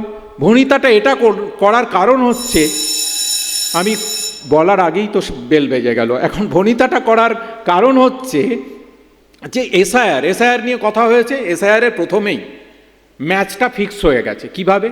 ভারতের মুখ্য নির্বাচন আধিকারিক, অর্থাৎ জাতীয় নির্বাচন কমিশনের মুখ্য নির্বাচন আধিকারিক, তিনি সিলেক্ট হচ্ছেন প্রধানমন্ত্রী এবং তার দলের, অর্থাৎ সেই সরকার যে দল চালাচ্ছে বিজেপি, সেই দলের আর একজন মন্ত্রী, 2 জন হয়ে গেল, আর একদিকে বিরোধী দলনেতা। 2:1 ফিক্স হয়ে গেছে ম্যাচ। কে হচ্ছেন?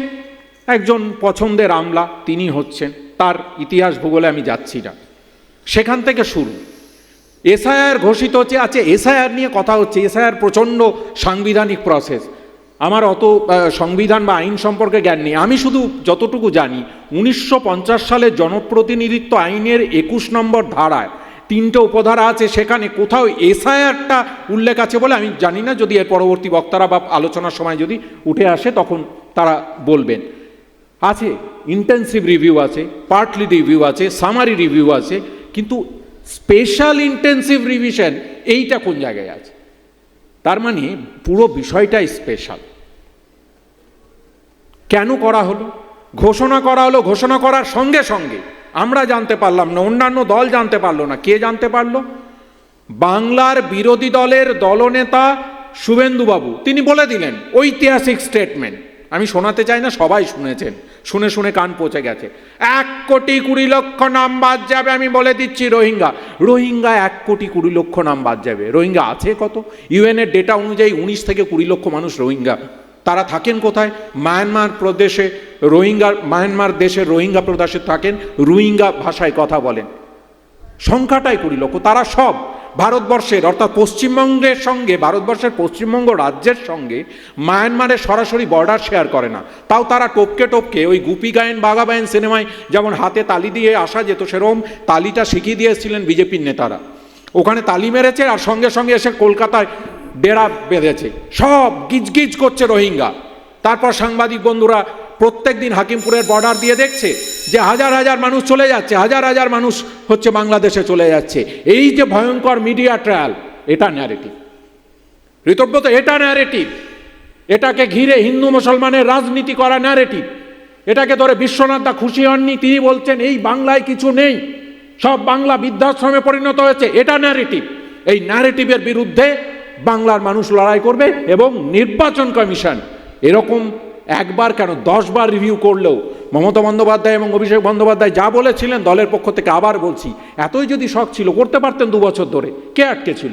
আপনাদের যদি এতই মোরালিটি, এই যে প্রথমেই জুলিয়াস সিজারের মোরালিটিটার উদাহরণ দিলাম, মোরালিটি যদি থাকতো এই লোকগুলোর দ্বারা ভোটে নির্বাচিত হয়ে আপনি প্রধানমন্ত্রী, আপনি স্বরাষ্ট্রমন্ত্রী, অভিষেক তো বলেছিলেন ডিজলভ করে দিন লোকসভা, আপনারা মনের মতো করে এসআইআর করে নিন, তারপরে আমরা মানুষের কাছে যাই, মানুষ যাকে বেছে নেবে তিনিই হবেন। সেই সাহস তো দেখাতে পারলেন না। তার কারণ কি? তার কারণ হচ্ছে মোরালিটিটা নেই। মোরালিটি গুরুত্বপূর্ণ সভ্যতার জন্যে। বাকি কথা পরবর্তীকালে নিশ্চয় হবে। অসংখ্য ধন্যবাদ, সকলে ভালো থাকবেন। ধন্যবাদ তন্ময়কে। এতক্ষণ ধরে বিশেষ করে আমরা কংগ্রেস, সিপিএম এবং তৃণমূল কংগ্রেস, অর্থাৎ আমাদের অত্যন্ত কাছের বন্ধু তন্ময়, তার আগে মিতা চক্রবর্তী কংগ্রেসের, এবং অবশ্যই সিপিএমের সায়ন যা বললেন, তাতে এতক্ষণ পর্যন্ত শুনে যেটা আমার মনে হচ্ছে যে এসআইআর করাটা বোধহয় খুব ভুল হয়ে গেছে। এসআইআর করাটা বোধহয় মহাপাপ। অর্থাৎ অবাঞ্ছিত লোকেরা এদেশে থাকবে। অবশ্য সেটাই স্বাভাবিক। আপনাদের একটা খবর দিয়ে রাখি যে পশ্চিমবাংলায় একটি অত্যন্ত গুরুত্বপূর্ণ মেলা হচ্ছে অপারেশন সিন্দুরে। যে দেশ ড্রোন দিয়ে পাকিস্তান অর্থাৎ আমাদের দেশের শত্রুকে সহায়তা করেছে, তারা সেই দেশের পতাকা, তুর্কির পতাকা লাগিয়ে, অর্থাৎ তাদের সাইনবোর্ডে তুর্কির পতাকা লাগিয়ে তারা বহাল তবিয়তে ব্যবসা করছে। হায় কেন্দ্র সরকার, হায় রাজ্য সরকার, হায় বিধাননগর পুরসভা। ভাবতে পারেন? সুতরাং এই রকম দেশে আমাদের দেশের ইতিহাসটা কি? যুগে যুগে বিদেশি এসেছে, লুট করে নিয়ে চলে গেছে। আমরা এখনো পরিবর্তন, বা আমরা এখনো মানসিকভাবে আমরা সেই পরিবর্তন করতে পারিনি। কি বলবেন? কি বলবেন? বঙ্গ বিজেপির অন্যতম মুখ সজল ঘোষ, অত্যন্ত কঠিন সময়ের মধ্যে দিয়ে তারা যাচ্ছেন। এখনো পর্যন্ত শীর্ষ নেতৃত্ব সবুজ আলো জ্বালেনি। এখনো পর্যন্ত শাসকের বিরুদ্ধে শীর্ষ নেতৃত্বকে দেখা যায়নি। কিন্তু কতিপয় মানুষ, আপোষহীন যারা লড়ছেন, অত্যন্ত দুর্ভাগ্যজনক হলেও সত্যি সেই রকম এক ব্যক্তি সজল ঘোষ। কি বলবেন? এসআইআর মহাপাপ হয়ে গেল করে। প্রথমেই আমি আপনাদের ধন্যবাদ জানাই। অনেকেই বলেছেন সময় বাড়ানোর কথা, আমিও বলছি সময়টা বাড়ান, কারণ আমার বলার সময়, কারণ 2 মাসের এসআইআর, 4 মাসের বিতর্ক, সেটা 4 মিনিটে বলাটা মোটেও সম্ভব নয়। যখন স্পেশালি বাকি অনেকেরই তীর, অধিকাংশেরই তীর ভারতীয় জনতা পার্টির দিকে থাকে। আমি আপনাদেরকে বলি, কয়েকজন অত্যন্ত সঙ্গত এবং যুক্তিপূর্ণ তারা বলেছেন যে পশ্চিমবঙ্গের বিভিন্ন জায়গায় মৃত্যু বা চলে যাওয়া, শিফটেড, তাদের সংখ্যা খুব কম। এটা ঠিক। আবার উত্তর কলকাতা, দক্ষিণ কলকাতায় প্রচুর মানুষের নাম বাদ গেছে। আমি বিশ্বাস করি শহরের মানুষ শিফটেড হবেন, গ্রামাঞ্চলের মানুষেরও শিফটেড হওয়ার দরকার আছে, হচ্ছেন, দরকার আছে বলাটা ভুল হলো আমার, হচ্ছেন। তার কারণ তারা এই রাজ্যে কাজ পাচ্ছেন না, কাজের খোঁজে অন্য রাজ্যে যাচ্ছে। আমি আপনাদের কাছে কয়েকটা পয়েন্ট তুলি। প্রথম পয়েন্ট হচ্ছে যে 2208টা বুথ যেখানে কেউ মারা যায়নি, যেখানে কেউ শিফটেড হয়নি, 7000 বুথ যেখানে মৃত্যু বা চলে যাওয়া সব মিলিয়ে মিশিয়ে 1 থেকে 10। তা এরকম যদি 10,000 বুথ হয়, 10,000 বুথ মানে 1 কোটি মানুষ। বিশ্বনাথদা যেটা বললেন যে আমাদের বিএলএ তারা সঠিক ছিল না, আমরা দুর্বল, ক্ষমতায় আসার আগে সবাই দুর্বল থাকে। সায়ন ছিল, তন্ময় দ্বারা ছিলেন, আমরাও আছি, এটাকে অস্বীকার করার জায়গা নেই। কিন্তু বিষয়টা যেটা হচ্ছে, আমাদের ভাবা উচিত, সবাই বলেছেন যে একজনও অবৈধ ভোটার থাকবে না, একজনও বৈধ ভোটারের নাম বাদ যাবে না। কারোর নাম এ রাজ্যে থাকবে ও রাজ্যে থাকবে এটা হবে না। শুধু এ রাজ্যে ও রাজ্যে নয় সাহেব, আমার বক্তব্য হচ্ছে এ বিধানসভাতেও থাকবে না, ওই বিধানসভাতেও থাকবে না। এই যারা ডবল এন্ট্রি তারা যে সব এ রাজ্য ও রাজ্য তা নয়, বহু এ বিধানসভা ও বিধানসভা, এ জেলা ও জেলা, সেগুলোও আছে। আমি আপনাদেরকে কয়েকটা জিনিস বলি যে তন্ময়বাবু বলছিলেন, আবার তন্ময়দা সংবিধান নিয়ে এসছে। সংবিধান তৃণমূলের হাতে দেখলেই আমি ভয় পাই। সংবিধান হাতে নিয়ে বিধানসভায় ঢুকেছিলেন মমতা বন্দ্যোপাধ্যায়, ভেঙে চুড়ে লাট বিধানসভা। সেই তৃণমূলের লোকেরা যদি সংবিধান নিয়ে ঘোরাঘুরি করে, তাহলে আমি ভাবি যে আবার একটা কিছু ভয়ঙ্কর করবে। তো ওরা অনেক কিছু বলেছেন। তন্ময়দা বলেছে যে ইনক্লুসিভনেস, ভারতবর্ষের কৃষ্টি, ভারতবর্ষের সংস্কৃতি, তার মানে সবাইকে বুকে জড়িয়ে ধরো, ভারতবর্ষকে একটা ধর্মশালা বানিয়ে দাও। অনেকে বলেছেন রোহিঙ্গা কোথায়, রোহিঙ্গা কোথায়, রোহিঙ্গা খুঁজে বেড়াচ্ছে। সায়ন রোহিঙ্গা খুঁজে পেল না, কিন্তু বাংলাদেশ বর্ডারে যে হাজার হাজার মানুষের লম্বা লাইন, সেটাও দেখতে পাইনি। একজন সাংবাদিক একটা লোকের পেছনে দৌড়চ্ছিল, তার বিরাট অসম্মান হয়েছে, সেটা দেখতে পেয়েছে। কিন্তু হাজার হাজার মানুষ যে বর্ডারে লাইন দিয়ে দাঁড়িয়ে আছে, গান গাইছে যে একটু পরে তাকে বর্ডার পার হতে হবে, সেগুলো তারা কেউ দেখতে পায়। নির্বাচন কমিশনের কে ঠিক, মানে কেমন করে নির্বাচন কমিশনার হবেন, এইসব নিয়ে আলোচনা হয়েছে। এইসব নিয়ে আলোচনা করার দরকার কি আছে? সংখ্যাধিক্যের বলেই সংবিধান বদল হয়, এটা তো অসত্য নয়। আপনারা 2029 সালে ভারতবর্ষের ক্ষমতায় চলে আসবেন, মমতাদি পরবর্তী ভারতবর্ষের মুখ্যমন্ত্রী। আমিও চাই হোক, শুধু আমরা জ্বলবো কেন, পুরো দেশ জ্বলুক। তো আমার বলার বক্তব্য হচ্ছে যে তখন আপনারা আবার আগের মতন করে নেবেন, আবার আগের মতন যে ফরম্যাটে আপনি চান, যাকে যাকে বসাতে চান বসিয়ে নেবেন। আমার কতগুলো জিনিস, এদের বক্তব্য হচ্ছে যে ওয়াই স্পেশাল, অর্ডিনারি হলে ওদের কোনো আপত্তি ছিল, স্পেশাল শব্দটা আছে বলে আপত্তি। আমি বলছি যে 2208টা বুথ, যে বুথের কারোর মৃত্যু হয়নি, সারা পৃথিবীর মানুষ নেট সার্চ করতে লাগলো ওটা কোথায় আছে। সবাই ভাবলো আমি ওখানে গিয়ে বাসা বাঁধবো, ভোটার লিস্টটা ওখানে চেঞ্জ করে নেবো, আর মরবো না। যদিও তারপরের দিন থেকে মরক লেগে গেল, সেটা অন্য কথা। কিন্তু এই যে 2208টা বুথ, এই যে ডোমকলে মরিনি, সুজাপুরে মরিনি, বা লোক ছেড়ে যায়নি, এ ফেলিওর অবশ্যই নির্বাচন কমিশনের, বলতে কোনো দ্বিধা নেই। তার কারণটা কি?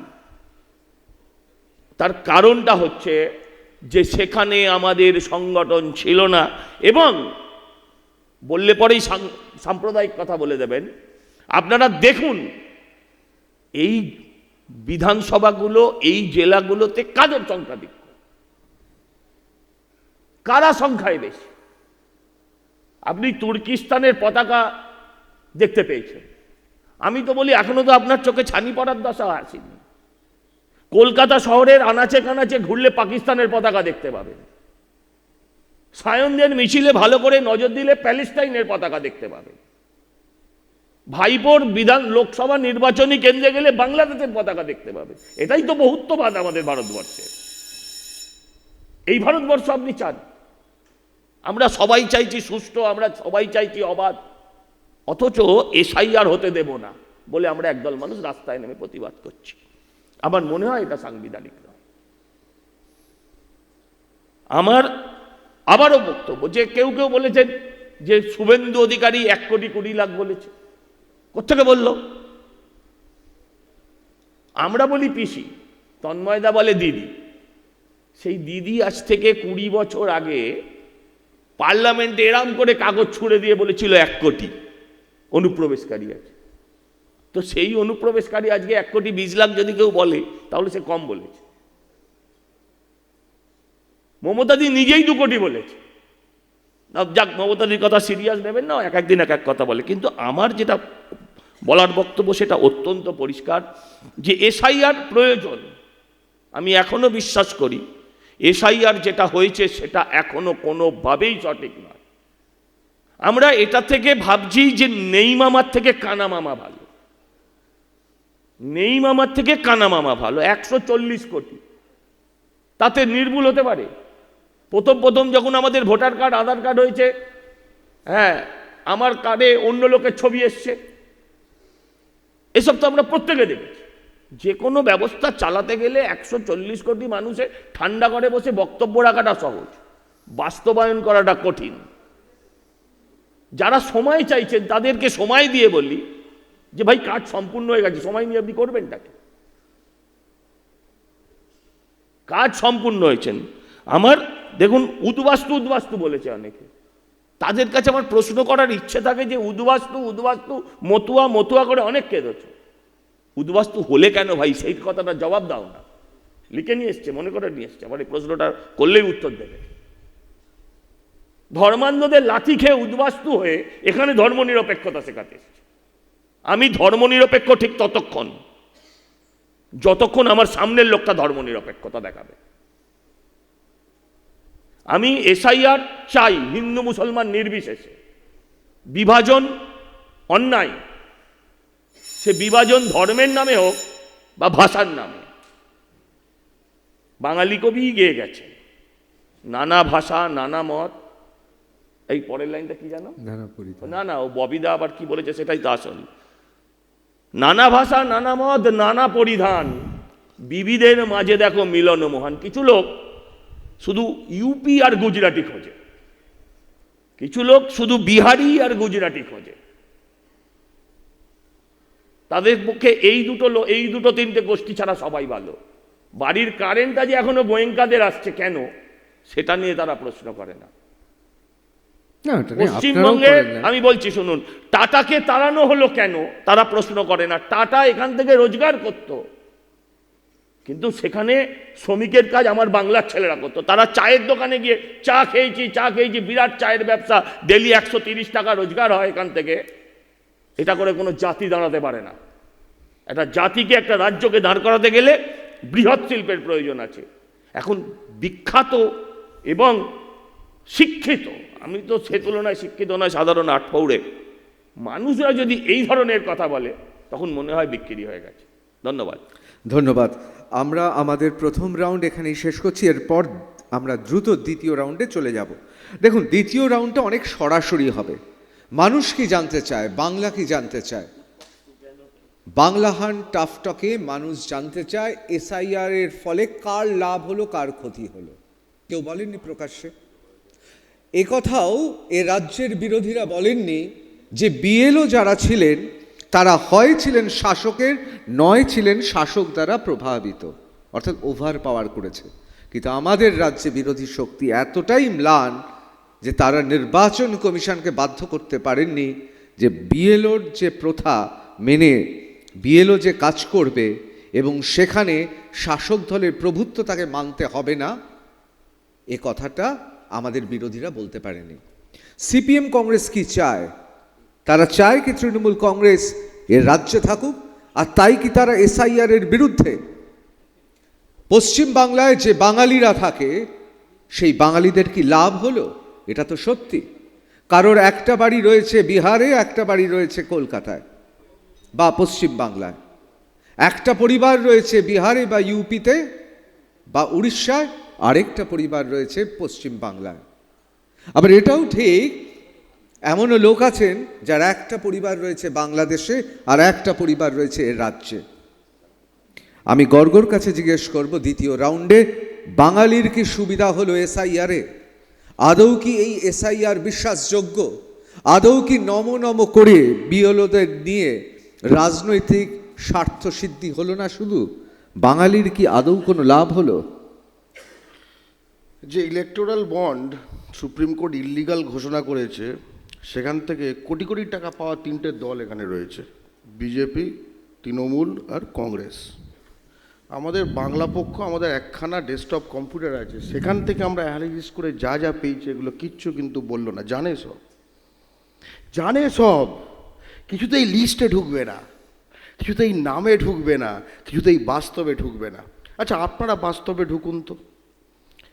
এই যে কদিন আগে বিহারে ভোট ছিল, কলকাতায় বা আসানসোলে বা শিলিগুড়িতে বা খড়গপুরে, কলকাতার কথা ধরুন, আমরা কলকাতায় আছি, মনে হচ্ছে সেন্ট্রাল এভিনিউ চারিদিক কিরম বন্ধ বন্ধ বন্ধ বন্ধ, সকলে দেখেছে সেদিন। আবার তারপরে আবার সব ফিরে এসছে। আবার পরের দিন যে দুটো ফেজে ভোট হয়েছে, আবার চলে গেছিল, আবার ফিরে এসছে।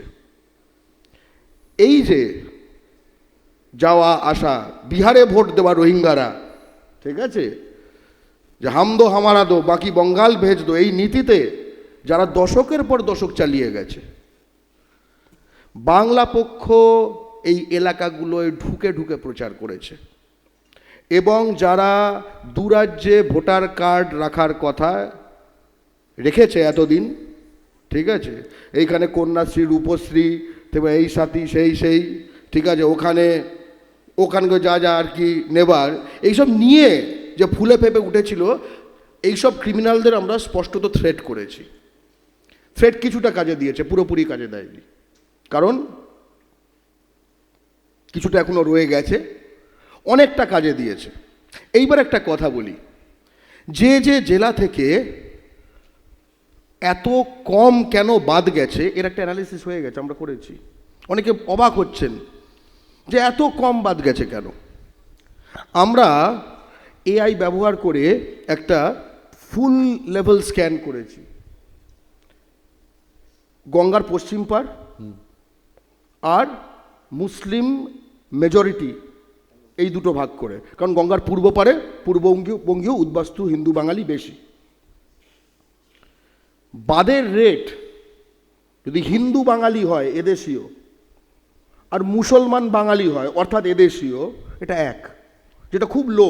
এটা ঘটির তো একই রেট হবে, এটা তো স্বাভাবিক ব্যাপার। ঘটি তো হিন্দু কি মুসলমান কি, ঘটি তো ঘটি, ঠিক আছে, এক নম্বর। দ্বিতীয় কথা, যখন গ্রাউন্ড লেভেল গ্রেন ডেটায় আপনি যাবেন না, তখন এরকম ভেগ কথা বলা হয়, কি এত লোক পশ্চিমবঙ্গ থেকে বাইরে কাজ করতে যাচ্ছে, তাহলে এখানে কি এত বাদ পড়ছে না কেন, ইত্যাদি ইত্যাদি। প্রথম কথা আমি বলি, যারা বাদ পড়েছে তাদের নামগুলো দেখেছেন? এটা পশ্চিমবাংলার লোক, হ্যাঁ, এইগুলো পশ্চিমবাংলার লোক, হ্যাঁ, এই আকিব আনসারি, এই সন্তোষ পারিদা, ঠিক আছে, এগুলো পশ্চিমবাংলার লোক, ভর্তি এগুলোই ভর্তি। আমরা যেটা বারবার বলি যে হালাল হোক বা ঝটকা, দিনের শেষে গুটকা, সব গুটকা এক সমান, হিন্দু হোক বা মুসলমান। এবং ওই নজরুলের কবিতাকে আমি ছোট করব না, ঠিক আছে, যে একই লিস্টে একই পার্টে সব ভাগলবা হিন্দু মুসলমান, সেগুলো আপনি এই, ধন্যবাদ গর্গ। এক সেকেন্ড, না, বাঙালির কি সুবিধা হলো? একটা কথা বলার আছে। অর্থাৎ আমরা বুঝতে পেরেছি কি হয়েছে। পশ্চিমবঙ্গের বাঙালি অন্য রাজ্যে গিয়ে ভোটার কার্ড বানিয়ে ফেলবে, এটা প্রায় অসম্ভব করে দিয়েছে। ঠিক আছে, যে কারণে যেসব জেলাগুলো থেকে মাইগ্রেন্ট ওয়ার্কার আছে সেখানে কিন্তু বাদের কোনো সিন নেই। যেসব অঞ্চলগুলো বাঙালি শূন্য হয়ে গেছে বহিরাগতদের দ্বারা, তারা এখন প্রথমবার থ্রেট কেস। আমরা একটা কথা বলি, আমরা কিন্তু এদের লিগালি পার্সু করব। এটা একটা ক্রিমিনাল অফেন্স। আমরা এদের পশ্চিমবঙ্গের স্কিমগুলো থেকে বাদ দেব, কারণ যে অনুপস্থিত, যাকে খুঁজে পাওয়া যাচ্ছে না, তার বাড়িতে রেশন আসবে, তার বাড়িতে সাইকেল আসবে, তার বাড়িতে আর কি কি আসবে আমরা জানি না। আরেকটা কথা কিন্তু লাস্ট, এই কথাটা বলে আমি শেষ করব। একটা কথা বলা হলো যে তুমি সামনের লোক ধর্মনিরপেক্ষ হলে আমি ধর্মনিরপেক্ষ, কিন্তু আমি যদি পশ্চিমবঙ্গের উদ্বাস্তু হিন্দু বাঙালি হই আর পাশের জন বাঙালি হিন্দু না হয় এবং সে যে ব্যবস্থা করে তার ফলে আমার ভোটাধিকার চলে যায়, তখন তো বোঝা যাচ্ছে এই হিন্দু হয়ে এই হিন্দুর ক্ষতি চায়, তখন আমাকে তো বাঙালি হিসেবে প্রত্যাঘাত করতে হবে। মানে তুমি বলছো হিন্দু বাঙালির কেউ নেই? উদ্বাস্তু হিন্দু বাঙালির জন্য যদি কেউ থাকতো তাহলে একজনও, এই যে রাজনৈতিক দলগুলো, একজনও উদ্বাস্তু হিন্দু বাঙালি বাদ পড়তো না। একজনও যে উদ্বাস্তু হিন্দু বাঙালি বাদ পড়েছে তার কারণ হচ্ছে যে এই দলগুলো দেখছেন বিজেপি, তৃণমূল, কংগ্রেস, সিপিএম, ঠিক আছে, হ্যাঁ, হিন্দু বাঙালির কোনো দল নেই, প্রতিনিধি নেই। লাস্ট আরেকটা কথা বলি, একটা ভয়ঙ্কর ঘটনা করেছে, একটা পজিটিভ আর নেগেটিভ। আকবর এই রাজপুতদের সঙ্গে মিলে আকবর মারওয়াড়িদের বগলে করে নিয়ে, যে বাংলা ও বাঙালির শত্রু আকবর যবে বাংলাকে আক্রমণ করেছিল, ঠিক আছে, এই বহিরাগত শাসক, তারপর থেকে এই বহিরাগতদের পোষা লোকজন পশ্চিমবঙ্গে তাদের স্ট্যাটাস বৃদ্ধি, সংখ্যা বৃদ্ধি বারবার ঘটেই গেছে। মানে পশ্চিমবাংলার রাজাকারেরা ঘটেই গেছে একেবারে সময় শেষ।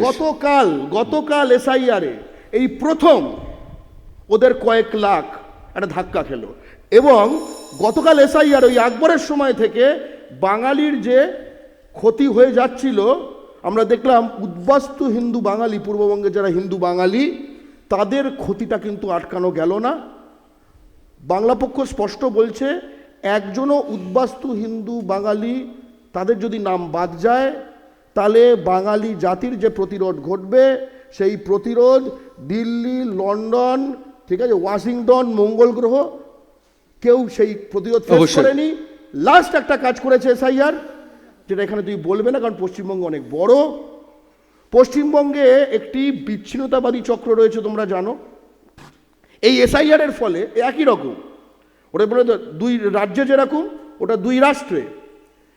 নেপালের প্রচুর নাগরিক পশ্চিমবঙ্গের ভোটার লিস্টে ঢুকে গেছিল, বিশ্বনাথবাবু জানবেন ওখানকার ওই একই রকম বেশ কিছু বাদ পড়েছে যারা এখানে গোর্খাল্যান্ড যে ষড়যন্ত্র তার সঙ্গে লিপ্ত ছিল। এটা আরো ক্লিন করতে হবে। এসআইআর একটা মানে ইন প্রসেস। মানে এত অন্ধকারের মধ্যে আশার আলো আছে। ধন্যবাদ গর্গ। আমি এবার একটু চট করে চলে যাব তন্ময়ের কাছে, তারপর বিশ্বনাথদার কাছে যাব। তার কারণ তন্ময়, তাহলে তো লাভ হলো, মানে সাপে বর হলো তৃণমূল কংগ্রেসের। আপনারা সিপিএমকে পাশে পাচ্ছেন, আপনারা কংগ্রেসকে পাশে পাচ্ছেন, এসআইআরকে দুবেলা দুষতে পাচ্ছেন, বিএলওকে ওভার পাওয়ার করে দিয়ে কাজ করিয়েছেন। আপনাদের শাসকের প্রতিনিধি ছাড়া প্রায় বিএলওরা বেরোয়নি। সব মিলিয়ে কিন্তু একটা দারুণ অবস্থার সৃষ্টি হচ্ছে। এসআইআর এর সঙ্গে লাভ লোকসানের হিসেব যারা করছিল তারা বিজেপি, তৃণমূল কংগ্রেস নয়। এখানে লাভ লোকসানের বিষয় নয়। আর সজলদাও বলছিলেন এসআইআর এর বিরোধিতা করা হচ্ছে না। এসআইআর কতটা সাংবিধানিক এবং কেন প্রথমে তো মমতা বন্দ্যোপাধ্যায় করেছিলেন, কেন এই সময় করা না প্রথমে তো করেছিলেন মমতা বন্দ্যোপাধ্যায়, তো বলেছিলেন এসআইআর কথা, পরে বললেন যে আমি বলছি যে রাষ্ট্রপতি শাসন জারি করার কেন্দ্র সরকারের কোনো সাহস নেই, সেই ভয় দেখিয়ে বললো না ঠিক আছে ফর্ম ফিল আপ করে দাও। হয়েছে তো না হয়েছে, মানে এই যে আবার বললাম প্রথম হাফটা আমি ন্যারেটিভ নিয়ে বলেছি, সময় সংক্ষিপ্ত, আমি ন্যারেটিভে ঢুকবো না। আমি অনেকগুলো প্রশ্ন এসছে, ছোট্ট করে জবাব দিয়ে বেরোতে হবে। সেটা হচ্ছে এক, তৃণমূল কংগ্রেস যে রাজনীতিটা করে সেটা হচ্ছে মানুষের পাশে থেকে রাজনীতি করে সারাক্ষণ 365 দিন, অর্থাৎ মানুষই তো শেষ কথা বলে গণতন্ত্রে। গণতন্ত্রে মানুষ ভোট দেয়। যুবভারতীতে তো দেখেছি মানুষের সামনে যুবভারতী যদি আলোচনা করতে চাও তাহলে আমাকে আর একদিন 1 ঘন্টা মানে এই সময় এই 2 মিনিটের মধ্যে বিভিন্ন রকম পাঁচ লাইন দিলে না, ওই কিন্তু মানুষের বক্তব্যটা সঙ্গে, রাখা যাবে মানুষের না। সাথে। তাহলে তোমার ন্যারেটিভটা যাবে, আমার ন্যারেটিভ বা দলের যুব narrative টা ভারতীতে যাবে না। দেখলাম মেসির সঙ্গে। হ্যাঁ, যুবভারতীর মেসি মেস পুরোটাই অমৃতা ফডনভিসের সেলফি তোমার পছন্দ হতে পারে বা তোমার চ্যানেলের পছন্দ হতে পারে, কিন্তু যদি আমার বক্তব্য শুনতে হয় তাহলে আমার বক্তব্যটা বলতে বলো, দিতে বলো, হবে। বলো। বক্তব্যটা হচ্ছে যে এসআইআর নিয়ে বিজেপি চেষ্টা করেছিল যে তারা যেভাবে বিজেপির মুখপাত্র হিসাবে কাজ করে গেছে অনুরাগ ঠাকুর, ইসিআইকে প্রশ্ন করছে, উত্তর দিচ্ছেন অনুরাগ ঠাকুর। এখানে রাহুল সিনহা, শুভেন্দু অধিকারী, শ্রমিকবাবু, সুকান্তবাবু সকলে হচ্ছে এসআইআর কি হবে, নির্বাচন কমিশন কিভাবে বাদ দেবে, কেন বাদ দেবে। আমি জানি না নির্বাচন কমিশনের মুখপাত্রের অভাব আছে কিনা, তাহলে অ্যাপ্লাই করে দেখা যেতে পারে যদি আমাকে নেয়। কিন্তু বক্তব্যটা সম্পূর্ণ উল্টো। আজকে তারা খেলা দেখাতে চেয়েছিলেন রোহিঙ্গা মুসলিম বাদ দেওয়া। প্রশ্নটা তো এই যে সজলদা বলছিলেন না যে তার মানে কি সবাইকে নিয়ে নেব, সবাইকে নেওয়ার কথা হচ্ছে না। যারা এই দেশের মানুষ, সেই সোনালী বিবি খাতুন যিনি এই দেশের মানুষ অন্তঃসত্ত্বা, সেই রকম একটা মাকে, মানে মা হতে চলেছেন সেরকম একটা মানুষকে বিদেশের মাটিতে ছেড়ে দিলে কি অবস্থা হতে পারে একটা গ্রামের মাটিতে। আমি একটা দেশে সকালে লাঞ্চ করে বিকেলবেলায় অন্য দেশে ডিনার করেছি, আমার ক্ষেত্রে সেটা সমস্যা না হতে পারে, কিন্তু একটা গ্রামের মানুষ, প্রান্তিক মানুষ, সে কলকাতায় এলে যে মানে হকচকিয়ে যায়, তাকে একটা বিদেশে ফেলে দেওয়া হলো এবং মাননীয় সুপ্রিম কোর্টের নির্দেশের পরেও কেন্দ্রীয় সরকার তাকে আনতে চাইছিল না। এই জায়গাটাকে তুলে ধরার চেষ্টা করছি। এখানে হিন্দু মুসলিমের নয়, এখানে বক্তব্যটা হচ্ছে ভারতীয়দের। পশ্চিমবঙ্গের যারা বাসিন্দা, যারা বৈধ ভোটার, তারা প্রত্যেকে ভোটাধিকার পাবেন, সেটা সংবিধান স্বীকৃত। সেখানে ধর্ম খোঁজাটা বিলাসিতা। কিছুদিন আগে একটা সামাজিক অনুষ্ঠানে আমি প্রেস কনফারেন্সে ছিলাম, তৃতীয় লিঙ্গের একটা মানুষ, 2002-এ তার নাম ছিল সে তন্ময় ঘোষ, 2002-এর পরে সে তন্ময় থেকে তন্ময়ী হয়ে গেছে, লিঙ্গ চেঞ্জ করেছে। স্বাধীনতা আছে, ভারতবর্ষের সংবিধান দিয়েছে। তাহলে সেই স্বাধীনতার বলে তার নাম তো ম্যাচ করবে না, তার বাবা মা অস্বীকার করেছে তাকে, তাহলে তারা ভারতবর্ষের নাগরিকত্ব পাবে না, থাকবে না। আর শেষ কথা বলি, নির্বাচন কমিশনের অধিকারই নেই নাগরিকত্ব ঠিক করার।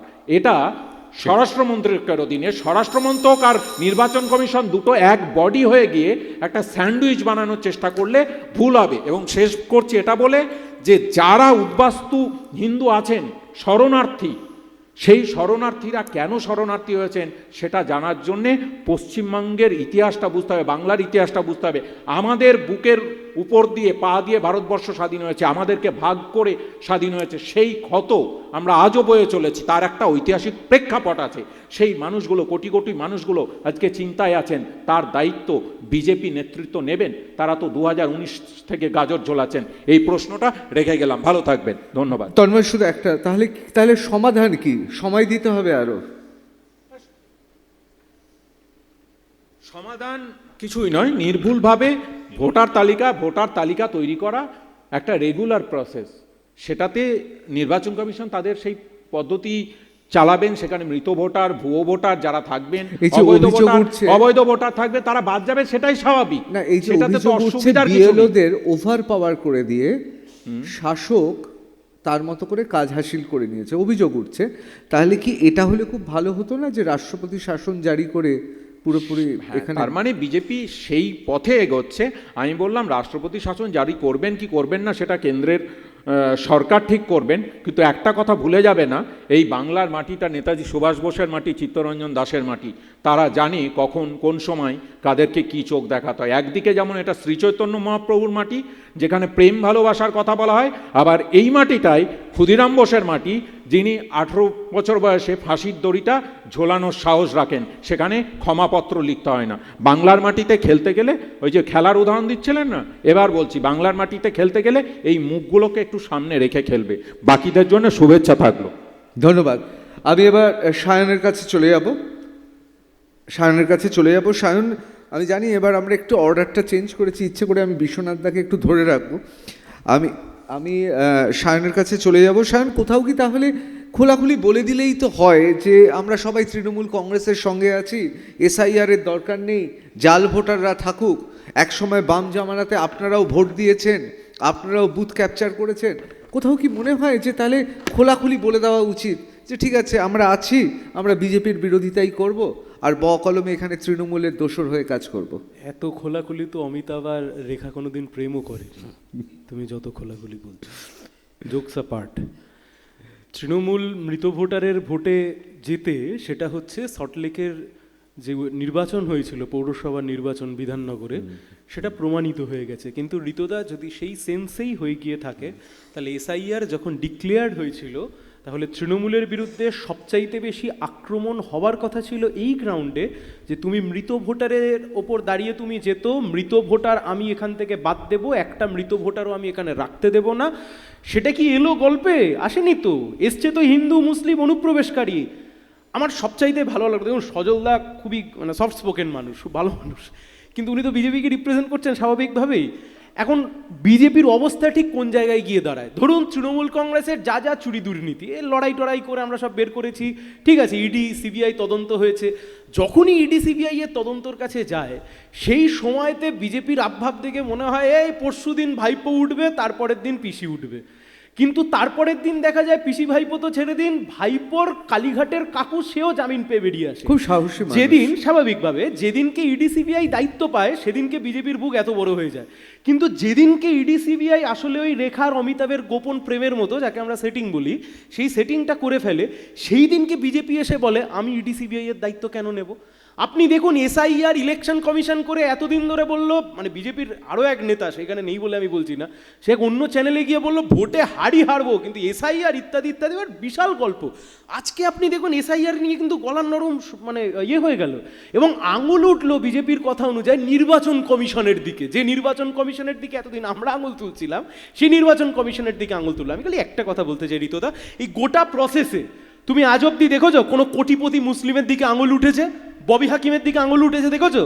মার্সিডিজে করে মুসলিম ব্যক্তি যাচ্ছে, সে বাংলাদেশের ভোটার, কোনোদিন কাউকে বলতে দেখেছো?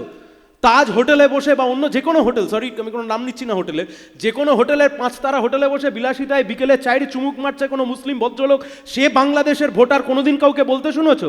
কে বাংলাদেশের ভোটার? গরিব শ্রমজীবী মানুষ, তুমি গরিব, তুমি পিছিয়ে পড়া মানুষ, তুমি শ্রমজীবী মানুষ, সে বাংলাদেশি ভোটার। অর্থাৎ বিষয়টা শুধু মুসলিমও নয়, বিষয়টা হচ্ছে মুসলিম শ্রমজীবী এবং বিশেষত পরিযায়ী শ্রমিক। অবশ্যই। আমি শেষ করবো একটাই কথা বলে। দেখুন এত কিছু হয়েছে, আপনি বলছিলেন যে কে কার কাছে এলো, আসলে কাছে সবচাইতে বেশি এসছে আরএসএস তৃণমূল, সবচাইতে বেশি কাছে। সিপিএম বুঝতে পারছে না এই দূরত্ব রেখে লড়াই করতে গিয়ে ক্ষতি হয়ে যাচ্ছে? না কোনো সিপিএম বলতে পারছে না যে আমাদের লড়াই এখানে তৃণমূল কংগ্রেসের বিরুদ্ধে? হ্যাঁ, তো বলার কি আছে, আবার বাস্তবের লড়াই, বিজেপির বাস্তব এটা। একে অপরকে সঙ্গী করে বসে আছে, একে অপরকে সঙ্গী করে বাঁচতে চাইছে। আচ্ছা, আমি শেষ করবো যে কথা বলো না, এই হ্যাঁ। কোয়েশ্চেনটা উঠে যায়, নিড টু অ্যাড্রেস দ্যাট, যে সত্যি তো এতদিন ধরে যখন এত প্রশ্ন এলো, আমি যখন বললাম যে উদ্বাস্তু হিন্দু মতুয়া ইত্যাদি ইত্যাদি, এদেরকে কে প্রোটেকশন দেবে, কে প্রোটেকশন দেবে? আজকে আর কিন্তু বিজেপি দায়িত্ব নিল না, বিজেপি কিন্তু সিএ এর কথা আর আজকে বলো না, আজকে বিজেপি বললো কেন উদ্বাস্তু হয়েছিল তুমি বলো। পুরো তৃণমূলের মতো, তৃণমূলকে আপনি প্রশ্ন করুন, তৃণমূল বিশ্ব ব্রহ্মাণ্ড ঘুরতে চলে যাবে। আমি 20 সেকেন্ডে উত্তর দিতে পারি, কিন্তু বিশাল বড় টপিক তো। আসলে কাদের জন্য উদ্বাস্তু হতে হয়েছিল? উদ্বাস্তু হতে হয়েছিল সেই মুসলিম লীগের জন্য, যে মুসলিম লীগের সাথে শ্যামাপ্রসাদ মুখার্জি 1941 সালে গভর্নমেন্ট চালিয়েছিলেন, কোয়ালিশন গভর্নমেন্ট। উদ্বাস্তু হতে হয়েছিল সেই মৌলবাদী ইসলামিক শক্তির জন্য বাংলাদেশে মুসলিম ব্যক্তিরা। আমি ইতিহাসে যেটা বলছিলাম, তাহলে তো ডাইরেক্ট অ্যাকশন, ডেট দিন তো কমিউনিস্টদেরও তো কেউ ইতিহাস কেউ অস্বীকার করতে পারে না। তুমি যেটা বলছো সেটা বাস্তব, সেটা ইতিহাস। Direct action day, that is history. কিন্তু এই পশ্চিম বাংলার বুকেও সেই ডাইরেক্ট অ্যাকশন ডের পরবর্তী সময়তে এই বাংলা মাথা তুলে দাঁড়িয়েছে। কিন্তু আমি যে কথাটা বলছি, পশ্চিমবাংলা নয়, বাংলাদেশের যে মুক্তিযোদ্ধারা লড়াই করেছে পাকিস্তানের মৌলবাদী গোষ্ঠীর বিরুদ্ধে, তারাও ধর্মের দিক থেকে ইসলামপন্থী ছিলেন। আসলে উদ্বাস্তু হয়েছে মৌলবাদীদের হাতে, আর সেই উদ্বাস্তু মানুষের আজকে ভোটাধিকার কেড়ে নিতে চাইছে বিজেপি। আমরা তার পাশে আছি, ছিলাম এবং থাকবো। আমার শুধু একটাই তোমাকে প্রশ্ন, সায়ন, আমি জানি না যখন বামফ্রন্ট ক্ষমতায় ছিল তখন তুমি তো বোধহয় রাজনীতি করতে না? না, রাজনীতি করতাম, আমি রাজনীতি পরিবার, কিন্তু এত বড় ছিলাম না, এত বড় ছিল না। 2011 মমতা ব্যানার্জি যে সময়তে সংবিধান নিয়ে ভাঙচুর, এ রাজ্যে তো অনেকে বলেন, আমি বলছি না, যে 2009 সাল থেকে কমিউনিস্ট পার্টি, মার্ক্সবাদী এই রাজ্যে উচ্ছন্নে গেছে। তার আগে অবধি তো ঠিকই ছিল, 2009 অবধি আপনাদের ছেলে মেয়েরা, আপনাদের বিভিন্ন ব্রাঞ্চের শাখার যারা আপনাদের কমরেড, তারা বাড়ি বাড়ি গিয়ে স্ক্রুটিনি করতেন। এবার তো পারল না, বিএলওর পাশে প্রতি জায়গায় গিয়ে কমিউনিস্ট পার্টি তো সেই রোল প্লে করতে পারলো না। এটা তো সিপিএমের ব্যর্থতা। আমি জানি না এটা আপনাদের স্ক্রুটিনি বা কোথা থেকে কি উঠেছে যে সিপিআইএম এর বিএলএ ছিল না, কিন্তু বাস্তবে তো তা আমি নয়। বিএলওর সঙ্গে তৃণমূল কংগ্রেস ছিল, অবশ্যই ছিল সব জায়গায়, কিন্তু সিপিএম তো সব জায়গায় ছিল না। আপনি বলতেই পারেন সব জায়গায় ছিল না, কিন্তু সিপিআইএম ওয়াজ রিমেন অ্যাবসেন্ট বা লেফট ওয়াজ রিমেন অ্যাবসেন্ট, আদতেও সে জায়গা নয় তো। আমরা বিএলএ হিসেবে যেখানে যেখানে দাঁড়িয়ে ইলেকটোরাল রোল এবং তাকে সংশোধন করবার জন্য যা যা কাজ তা তো আমরা করেছি। কিন্তু আমি আপনাকে একটা কথা বলছি, দেখুন সংসদের দিকে তাকান আর বিধানসভা, এটা তো বাস্তব যে আমরা শূন্য, কিন্তু আমরা শূন্য থেকে উদ্বাস্তু হিন্দু মতুয়ার জন্য যে কথা বলতে পাচ্ছি, তৃণমূল বিজেপি সে স্ট্যান্ড নিতে পারছে না কেন? কিসের জন্য? কোন কারণে? কোন ভনিতার জন্য? আমি শেষ করছি একটাই কথা বলে, ঋতদা আপনি যাই বলুন, এসআইআর বলুন বা অন্য যে কোনো বিকল্পে, তৃণমূল বেনিফিট পেয়ে গেল। আই রিপিট এগেন, তৃণমূলের বেনিফিট পাওয়ার আর কোনো জায়গা নেই। কয়লা থেকে বালি যা চুরি করেছে এর পরিণাম ভুগতে হবে। আর বিজেপি যেভাবে টুপি পরিয়েছে বিরোধী পার্টির নাম করে, এর পরিণামও বিজেপিকে ভুগতে হবে। ধন্যবাদ। ধন্যবাদ সায়ন। আমি এবার মিতাকে ডেকে নেব। মিতা চক্রবর্তী, কংগ্রেস নেত্রী এবং প্রদেশ কংগ্রেসের মিডিয়া দফতরের চেয়ারপারসন। মিতা চক্রবর্তী, মিতা, আমাদের দ্বিতীয় রাউন্ডে একটু তো প্রশ্ন ওঠেই, কোথাও কি মনে হচ্ছে না তৃণমূল কংগ্রেসের কাছে, মানে গোটা ইতিহাস জানে যে গোটা পার্টিটাকে ভেঙে দিয়ে তৃণমূল কংগ্রেস হয়ে গেল, একেবারে ঘাট ধাক্কা দিয়ে আপনাদের বড় বড় নেতাদের বিভিন্ন পার্টি অফিস থেকে সরিয়ে দেওয়া হলো। বারবার তৃণমূল কংগ্রেস, রাহুল গান্ধী থেকে সোনিয়া গান্ধী কাউকে ছাড়েনি। সেই তৃণমূল কংগ্রেসের দোসর হয়ে এসআইআরের বিরোধিতা করছেন এই পশ্চিম বাংলায়। কংগ্রেসের প্রতিটি কর্মী, আমি নেতাদের কথা বলতে পারবো না, প্রতিটি কর্মী জানেন যে এই এসআইআরের এই ভূতগুলোকে না সরাতে পারলে কোনোদিনও কংগ্রেসও মুর্শিদাবাদ মালদাতেও আসতে পারবে না। দেখুন, প্রথম কথা হচ্ছে যে আপনি কিসের ভিত্তিতে বলছেন যে এসআইআর বিরোধিতা আমরা তৃণমূল কংগ্রেসের দোসর হয়ে করছি, সেটা আমি বুঝতে পারছি না। কারণ ইলেকশন কমিশন অফ ইন্ডিয়ার রোল নিয়ে যে কিভাবে ইসিআই বিজেপির একটি ফ্রন্টাল সেল বা ডিপার্টমেন্ট হিসেবে ব্যবহৃত হয়েছে, এবং ইসিআই যে স্বচ্ছতা রাখেননি নিজের কাজে, সেই ব্যাপারে বিভিন্ন তথ্য প্রমাণ, কেস স্টাডিজ, ডেটা পয়েন্টার্স দিয়ে বিরোধী দলনেতা রাহুল গান্ধী একাধিক প্রেস কনফারেন্স করেছেন। এবং সেখানে কিন্তু প্রশ্ন শুধু পশ্চিম বাংলাকে নিয়ে ছিল না, সেন্ট্রাল বেঙ্গালুরু, কর্ণাটকার ইলেকশন, গত বছরের লোকসভা নির্বাচন, মহারাষ্ট্র এবং হরিয়ানার বিধানসভা নির্বাচনের তথ্য আমরা সামনে এনেছি, যেখানে হাজার হাজার এন্ট্রি হয়েছে হাউস নাম্বার 0 দিয়ে, পিতার নাম ABCD দিয়ে, বা যেখানে ব্রাজিলিয়ানের মডেলের ছবি 22 বার এসেছে হরিয়ানার ভোটার লিস্টে, বা এমন এরকম বহু তথ্য আমরা দেখেছি। এবং সেখানে শুধু একটি বা দুটি এন্ট্রিতে ভুল নয়, হাজার হাজার লক্ষাধিক এন্ট্রিতে ভুল। তো এটা তো কোনো ডেটা অপারেটরের দ্বারা সম্ভব নয়। এটা একটা সেন্ট্রালাইজ কল সেন্টার থেকে করা হয়েছে, কিংবা এর পেছনে এআই স্ক্রিপ্ট রয়েছে। এবং এই নিয়ে প্রশ্ন, তথ্য দিয়ে, কেস স্টাডিজ দিয়ে আমরা ইলেকশন কমিশনের সামনে রেখেছি, এবং কোনো তথ্য বা কোনো কেস স্টাডি বা কোনো ডেটা ভুল, সেই প্রমাণ কিন্তু এখনো অবধি ইলেকশন কমিশন অফ ইন্ডিয়া দিতে পারেনি। আমরা কোনোদিন এসআইআর এর বিরোধিতা করিনি, আমরা কোনোদিন বলিনি স্পেশাল ইন্টেন্সিভ রিভিশন হওয়া উচিত নয়। ইন্টেন্সিভ রিভিশন কিন্তু স্বাধীন ভারতবর্ষে বহুবার হয়েছে। আমরা বলেছি রাজনৈতিক উদ্দেশ্য দিয়ে পলিটিক্যালি মোটিভেটেড এসআইআর হওয়া উচিত না, আমরা সেটার বিরোধিতা করেছি। আমরা বিরোধিতা করেছি যে যেখানে ইলেকশন কমিশন অফ ইন্ডিয়া স্বচ্ছভাবে ব্যবহৃত হচ্ছে না এবং রাজনৈতিক উদ্দেশ্যের জন্য ব্যবহৃত হয়েছে, আমরা সেখানে বিরোধিতা করেছি। আমরা চাই যে একটা ফেয়ার আর ট্রান্সপারেন্ট প্রসেসে ভোটার তালিকা আসুক, এবং সেই ভোটার তালিকা, যেটা আমরা বারংবার বলেছি যে নির্বাচনের 1 মাস আগে আমাদেরকে ইলেকট্রনিক ফরম্যাটে ভোটার লিস্ট দিতে হবে, যে ভোটার লিস্ট মেশিন রিডেবল হবে, তাহলে খুব স্বচ্ছভাবে দেখা যায় যে কোথায় ডুপ্লিকেট ভোটার্স আছে, কোথায় অবৈধ ভোটার্স আছে, কোথায় ফেক ভোটার্স আছে। এবং সেটা যে কোনো শাসক দল হোক, সেটা কেন্দ্রীয় শাসক দল বিজেপি হোক বা আমাদের রাজ্যের শাসক দল তৃণমূল কংগ্রেস হোক, আমরা তাদের চুরি ধরতে পারবো, বিরোধী দলেরা ধরতে পারবে। কাজে আমাদের প্রশ্ন খুব স্বাভাবিক। আমরা বলেছি বেশি সময়সীমা দেওয়া হোক, যেখানে যেখানে ডিসক্রিপেন্সি হয়েছে, যেখানে যেখানে সংবিধানের বিরুদ্ধে কাজ করেছে ইলেকশন কমিশন অফ ইন্ডিয়া, সেখানে সেখানে আমরা তার বিরোধিতা করেছি, আমরা সুপ্রিম কোর্টে গেছি, আমরা প্রেস কনফারেন্স করেছি এবং হাওয়াতে কথা বলিনি, কেস স্টাডিজ দিয়ে, তথ্য দিয়ে, প্রমাণ দিয়ে আমরা আমাদের বক্তব্য সামনে রেখেছি। ধন্যবাদ, ধন্যবাদ মিতা। আমি এবার ডেকে নেব বিশ্বনাথ চক্রবর্তীকে। মিতাকে আবার ধন্যবাদ নির্দিষ্ট সময়ের মধ্যে শেষ করার জন্য। বিশ্বনাথদা, একেবারে দ্বিতীয় রাউন্ড, মানুষের কাছে ইতিমধ্যে কতগুলো প্রশ্ন উঠেছে। মিতা প্রথম রাউন্ডে একটা চমৎকার তথ্য দিয়েছে। তথ্যটা হচ্ছে শহরাঞ্চলে বেশি বাদ পড়লো, আমরা দেখেছি দক্ষিণ কলকাতা, উত্তর কলকাতা তুলনায় গ্রামাঞ্চলে কম বাদ পড়েছে। তার অবশ্যই কারণ রয়েছে, তার কারণ শহরের মানুষ তারা এক জায়গা থেকে অন্য জায়গায় অনেক বেশি তাড়াতাড়ি যায় বলে অনেক সোশিওলজিস্ট বা যারা সমাজতত্ত্ব নিয়ে গবেষণা করেন তারা বার করেছেন।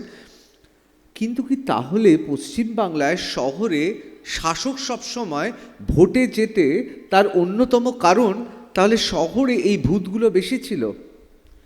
প্রথমত বলবো যে আপনারা যারা প্রত্যাশা করেছিলেন যে একটা বিশুদ্ধ ভোটার তালিকা তৈরি হোক, যেখানে একজন যোগ্যর নামও বাদ যাবে না আর একজন অযোগ্য অবৈধ নামও থাকবে না, আপনারা ঠকে গেছেন, আপনারা হেরে গেছেন, আপনারা পরাজিত হয়েছেন। এই রাজনৈতিক দলগুলোর কাছে পরাজিত হয়েছেন, ইলেকশন কমিশনের ষড়যন্ত্রের কাছে পরাজিত হয়েছেন। আপনারা পাবেন না একটা বিশুদ্ধ ভোটার তালিকা। ইতিমধ্যেই যে খসড়া ভোটার তালিকা সংশোধন হয়েছে, তাতে পূর্ব বর্ধমান, দক্ষিণ চব্বিশ পরগনা একটা বিস্তীর্ণ অঞ্চল, ডায়মন্ড হারবার থেকে শুরু করে মালদা, মুর্শিদাবাদ, উত্তর দিনাজপুর, এই জায়গাগুলোতে যেভাবে বিএলওদের উপর চাপ তৈরি করে ব্লক অফিসে যে অভিযোগটা উঠছে, ব্লক অফিসে কার্যত শাসক দল দখল নিয়েছিল, তারপরে যে তালিকা তৈরি হচ্ছে সেই তালিকারই ফসল হলো 2208টা বুথে কোনো মৃত নাম পাওয়া যায়নি। পরে ইলেকশন কমিশন গোজামিল দিয়ে সেটা সংখ্যা কমিয়ে একই এনেছে। 8800 বুথে 1 থেকে 10 জনের নাম মাত্র পাওয়া গেছে মৃত হিসাবে। এটাও কিন্তু আরেকটা গোজামিলেরই লক্ষণ। ফলে এই গোজামিলের ছবিটা আপনি পাচ্ছেন। দ্বিতীয় যেটা, আপনি আশা করেছিলেন যে একটা গণতান্ত্রিক এক্সারসাইজ হবে, সেখানে রাজ্য সরকার ইলেকশন কমিশনকে সাংবিধানিকভাবে সাহায্য করবে। ইলেকশন কমিশনও একটা দায়বদ্ধ সাংবিধানিক সংস্থা হিসাবে প্রপার প্ল্যানিং করে উপযুক্ত পরিকল্পনা মোতাবেক সে কাজকর্মটা পরিচালনা করবে। ইলেকশন কমিশন যেমন আমাদেরকে ধোঁকা দিয়েছে, ব্যর্থ হয়েছে, নোয়িং ভেরি ফ্যাক্ট যে পশ্চিমবাংলা একটা পলিটিক্যালি ট্রাবলসাম রাজ্য, যেখানে আজকে যেটা তারা অবজারভার নিয়োগ করছে সেটা প্রথম দিন থেকে করা উচিত ছিল। প্রত্যেকটা জেলায় অবজারভার নিয়োগ করে ডিএম অফিসে বসানো উচিত ছিল। তারা সেই কাজ করেছে অনেক পরে, ততদিনে যা ডিজিটাইজেশন হওয়ার হয়ে গেছে। দ্বিতীয় যে বিষয়টা, ইলেকশন কমিশনের প্রপার কোনো প্ল্যানিং ছিল না। কেন ডেটা এন্ট্রি অপারেটর রাজ্য সরকার পাবে না? সংবিধান অনুসারে রাজ্য সরকার দিতে বাধ্য। ইলেকশন কমিশন কোনো ব্যবস্থা নেয়নি, নিজের থেকে উদ্যোগ নিয়ে ডেটা এন্ট্রি অপারেটর রাখেনি, যেটা বিহারে রেখেছিল। প্রত্যেক পদক্ষেপে ইলেকশন কমিশন আমাদের ধোঁকা দিয়েছে। আবার আমরা যদি দেখি, প্রধান শাসক দলের ধোঁকা তো বললাম যে তারা ডাবল স্ট্যান্ডার্ড নিয়েছিল। একদিকে এসআইআরের বিরোধিতা করেছে, আর উল্টো দিকে এসআইআরের প্রক্রিয়ার মধ্যে পুরো তার কর্মী বাহিনীকে নামিয়ে দিয়েছিল যে যাতে করে মৃত ভোটার থাকে, অবৈধ ভোটার থাকে। কিন্তু যেটা আমাদের আরও দুঃখ দেয় যে প্রধান বিরোধী রাজনৈতিক দল বিজেপি পশ্চিমবাংলার ক্ষেত্রে তারা যে অবস্থানটা নিয়েছিল ভীষণ ডাইসি। তারা অ্যাজিভ যেন দায়িত্ব নিয়ে ফেলেছিল ইলেকশন কমিশন আমাদের, ইলেকশন কমিশনকে আমরা যেভাবে বলবো সেইভাবে চলবে। কার্যত ইলেকশন কমিশন যে রাজ্য প্রশাসনের উপর নির্ভর করে চলে সেটা তারা ভুলে গিয়েছিলেন। এবং তারা যে ন্যারেটিভ তৈরি করেছিলেন 1 কোটি রোহিঙ্গা, 1.5 কোটি রোহিঙ্গা, আমার মনে হয়েছে সেটা শেষ পর্যন্ত বুমেরাং হয়েছে। অভিষেক বন্দ্যোপাধ্যায় একটা কথা বলেছিলেন যে এসআইআর শুরু করেছে বিজেপি, শেষ করব আমি। শেষ কিন্তু সত্যি বিজেপি করেছে।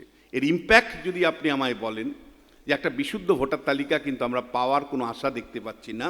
আবার একই সাথে কতগুলো ইতিবাচক দিক আছে, যে আমাদের রাজ্যের অর্থনৈতিক অন্তঃসার শূন্যতা যেমন ধরা পড়েছে, এতে শুধু কলকাতা বা তার শহরতলি এলাকায় কলকারখানা বন্ধ হয়ে গেছে তার ছবি এই এসআইয়ে ধরা পড়েছে তা নয়, আসানসোলের ক্ষেত্রেও সেটা সত্যি, দুর্গাপুরের ক্ষেত্রেও সত্যি, শিলিগুড়ির ক্ষেত্রেও সত্যি।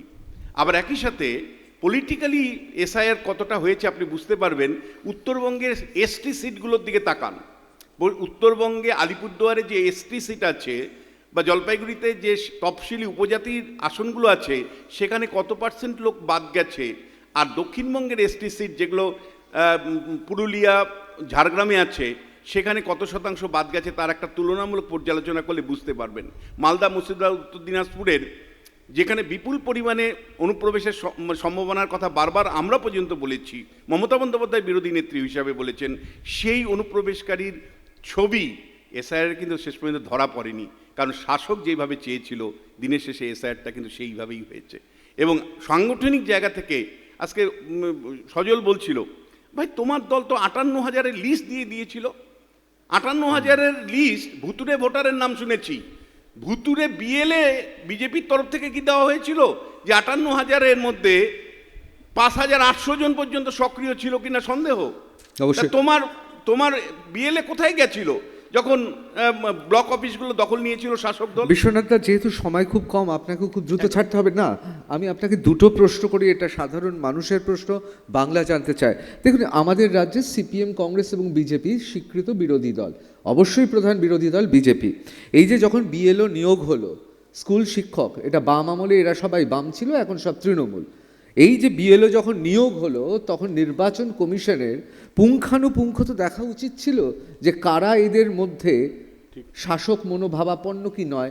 সেক্ষেত্রেও তো ইলেকশন কমিশন, তুমি যদি আমায় বলো বিএলও নিয়োগ প্রক্রিয়া পুরোপুরি মানে একদম ভেতরের খবর বলছি, কে সিপিএম করে একে রাখা যাবে না, কে বিজেপি করে রাখা যাবে না, কার্যত বিডিও অফিসে এই কাজটা হয়েছে। অবশ্যই আরেকটা বাছাই হয়েছে এবং প্রপার ট্রেনিংও হয়নি। আমি তোমায় বলছি, এগুলো যারা আমরা ভেতরের খবর জানি, আমাদের ভাবতে অবাক লাগে ইলেকশন কমিশনের সুপারভিশন ছাড়াই এই বিএলএ। এবারে এইখানেই বিশ্বনাথ, আপনাকে একটা কথা বলবো, 2011-তে যখন পরিবর্তনের পর সরকার এলো, সেই সরকারে যারা নির্বাচন কমিশনে যেসব WBCS অফিসাররা ছিলেন তারা সবচেয়ে বেশি গুরুত্ব পেলেন, আপনি না জানেন। তার মানে শস্যের মধ্যেই ভূত লুকিয়ে আছে, এবং সেটাই স্বাভাবিক। ফেডারেল স্ট্রাকচারে নির্বাচন কমিশন যেহেতু স্বতন্ত্রভাবে অটোনমাস নয়, এটাই স্বাভাবিক। আমি বলছি যে ভারতবর্ষের অন্য প্রান্তেও তো এসআইআর হচ্ছে, পশ্চিমবাংলার তফাৎটা কোথায়? পশ্চিমবাংলা একটা পলিটিক্যাল সোসাইটি, ঠিক, যেখানে জীবন মানে জন্ম থেকে মৃত্যু পর্যন্ত রাজনীতির দ্বারা নিয়ন্ত্রিত হয়, রাজনৈতিক দলের দ্বারা নিয়ন্ত্রিত হয়। একটা পলিটিক্যাল সোসাইটি বা রাজনৈতিক সমাজে যে ধরনের মানে নাগরিক পরিষদ থাকার কথা, যেটা 2011 পর্যন্ত ছিল, সেই নাগরিক পরিষদটাই কার্যত নেই। এটা কার্যত তৃণমূল বিজেপি তৃণমূলের লড়াই তুমি লক্ষ্য করেছো, নাগরিক সমাজের অভাবটা অনুভব করেছি।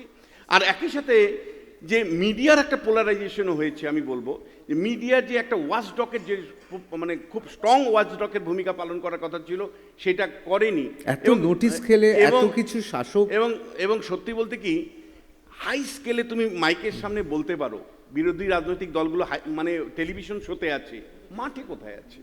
ঠিক, অসংখ্য ধন্যবাদ গুরুত্বপূর্ণ বক্তব্যের জন্য। এবার শেষ বক্তাকে ডেকে নেব, অবশ্যই সজল ঘোষ। একটা অত্যন্ত গুরুত্বপূর্ণ আলোচনার একেবারে শেষ প্রান্তে চলে এসেছি। অনেকে বলছেন বঙ্গ বিজেপিতে সজল ঘোষেরা এখন কোণঠাসা, কারণ শীর্ষ নেতৃত্ব এখনো পুরোপুরি সবুজ সংকেত দেয়নি, সংঘকেই চায় এখনো বোঝা যাচ্ছে না। এসআইআর যে কারণে তৈরি করতে চেয়েছিল উল্টে বুমেরাং হয়ে গেল, মথুয়া ভোটে ধসও নামতে পারে। সব মিলিয়ে সজল দাদের মাথায় হাত। আপনারাও যে কি চান আমি এটা বুঝে পাই না। হ্যাঁ, মতুয়া ভোটের ধস নিয়ে চিন্তা করবেন না, বাংলায় প্রতিনিয়ত যে যত ধর্ষণ হচ্ছে সেটা নিয়ে ভাবুন।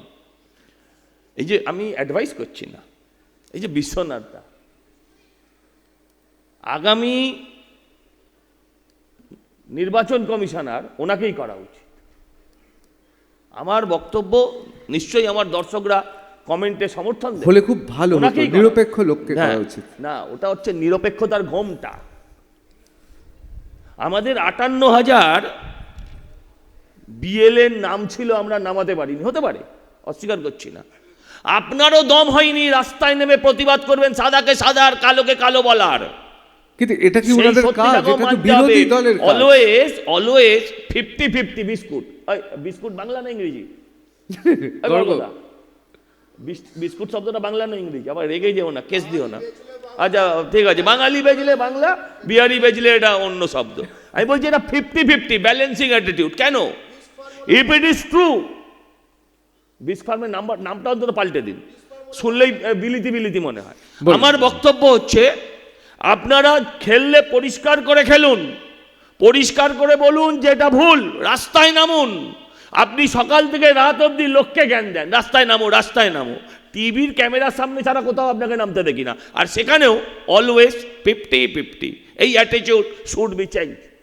আপনি শিক্ষিত, আপনি অধ্যাপক, আপনাদের থেকে বাংলা এটা আশা করে। অরাজনৈতিক বলে উনি চলে যাচ্ছেন, আপনি তাকে টেনে আনছেন, আর আমাদের সময় বারবার বেল। না না, কিন্তু অরাজনৈতিক মোড়কে তো এরা রাজনীতি করেন আলটিমেটলি। তাই আমি অনুরোধ করব, এটা ঠিক, আবার ঠিক যে 100% এসআইআর এখানে সম্ভব হয়নি, কিন্তু এটাও তো ঠিক যে অন্তত 50% বেশি তো সম্ভব হয়েছে। এই যে বললেন যে এই করিনি সেই করিনি, একটা ফেডারেল স্ট্রাকচার। নির্বাচন কমিশন ইচ্ছে করলেই ডাটা এন্ট্রি অপারেটর, জমিদার নয় নির্বাচন কমিশন যে ডাটা এন্ট্রি অপারেটর কাল সকালেই দাঁড় করিয়ে দেবে। তার একটা সিস্টেম আছে, তার একটা প্রসিডিওর আছে। এই পশ্চিমবঙ্গের সরকার নয়, সেইটাকে বিশ্বনাথ দার মতন মানুষদের বোঝা উচিত। কিন্তু এই এসআইআর তো সুপার ফ্লপ হলো, এবার কি হবে? আপনাকে আপনি কিসের ভিত্তিতে বলছেন সুপার ফ্লপ হলো?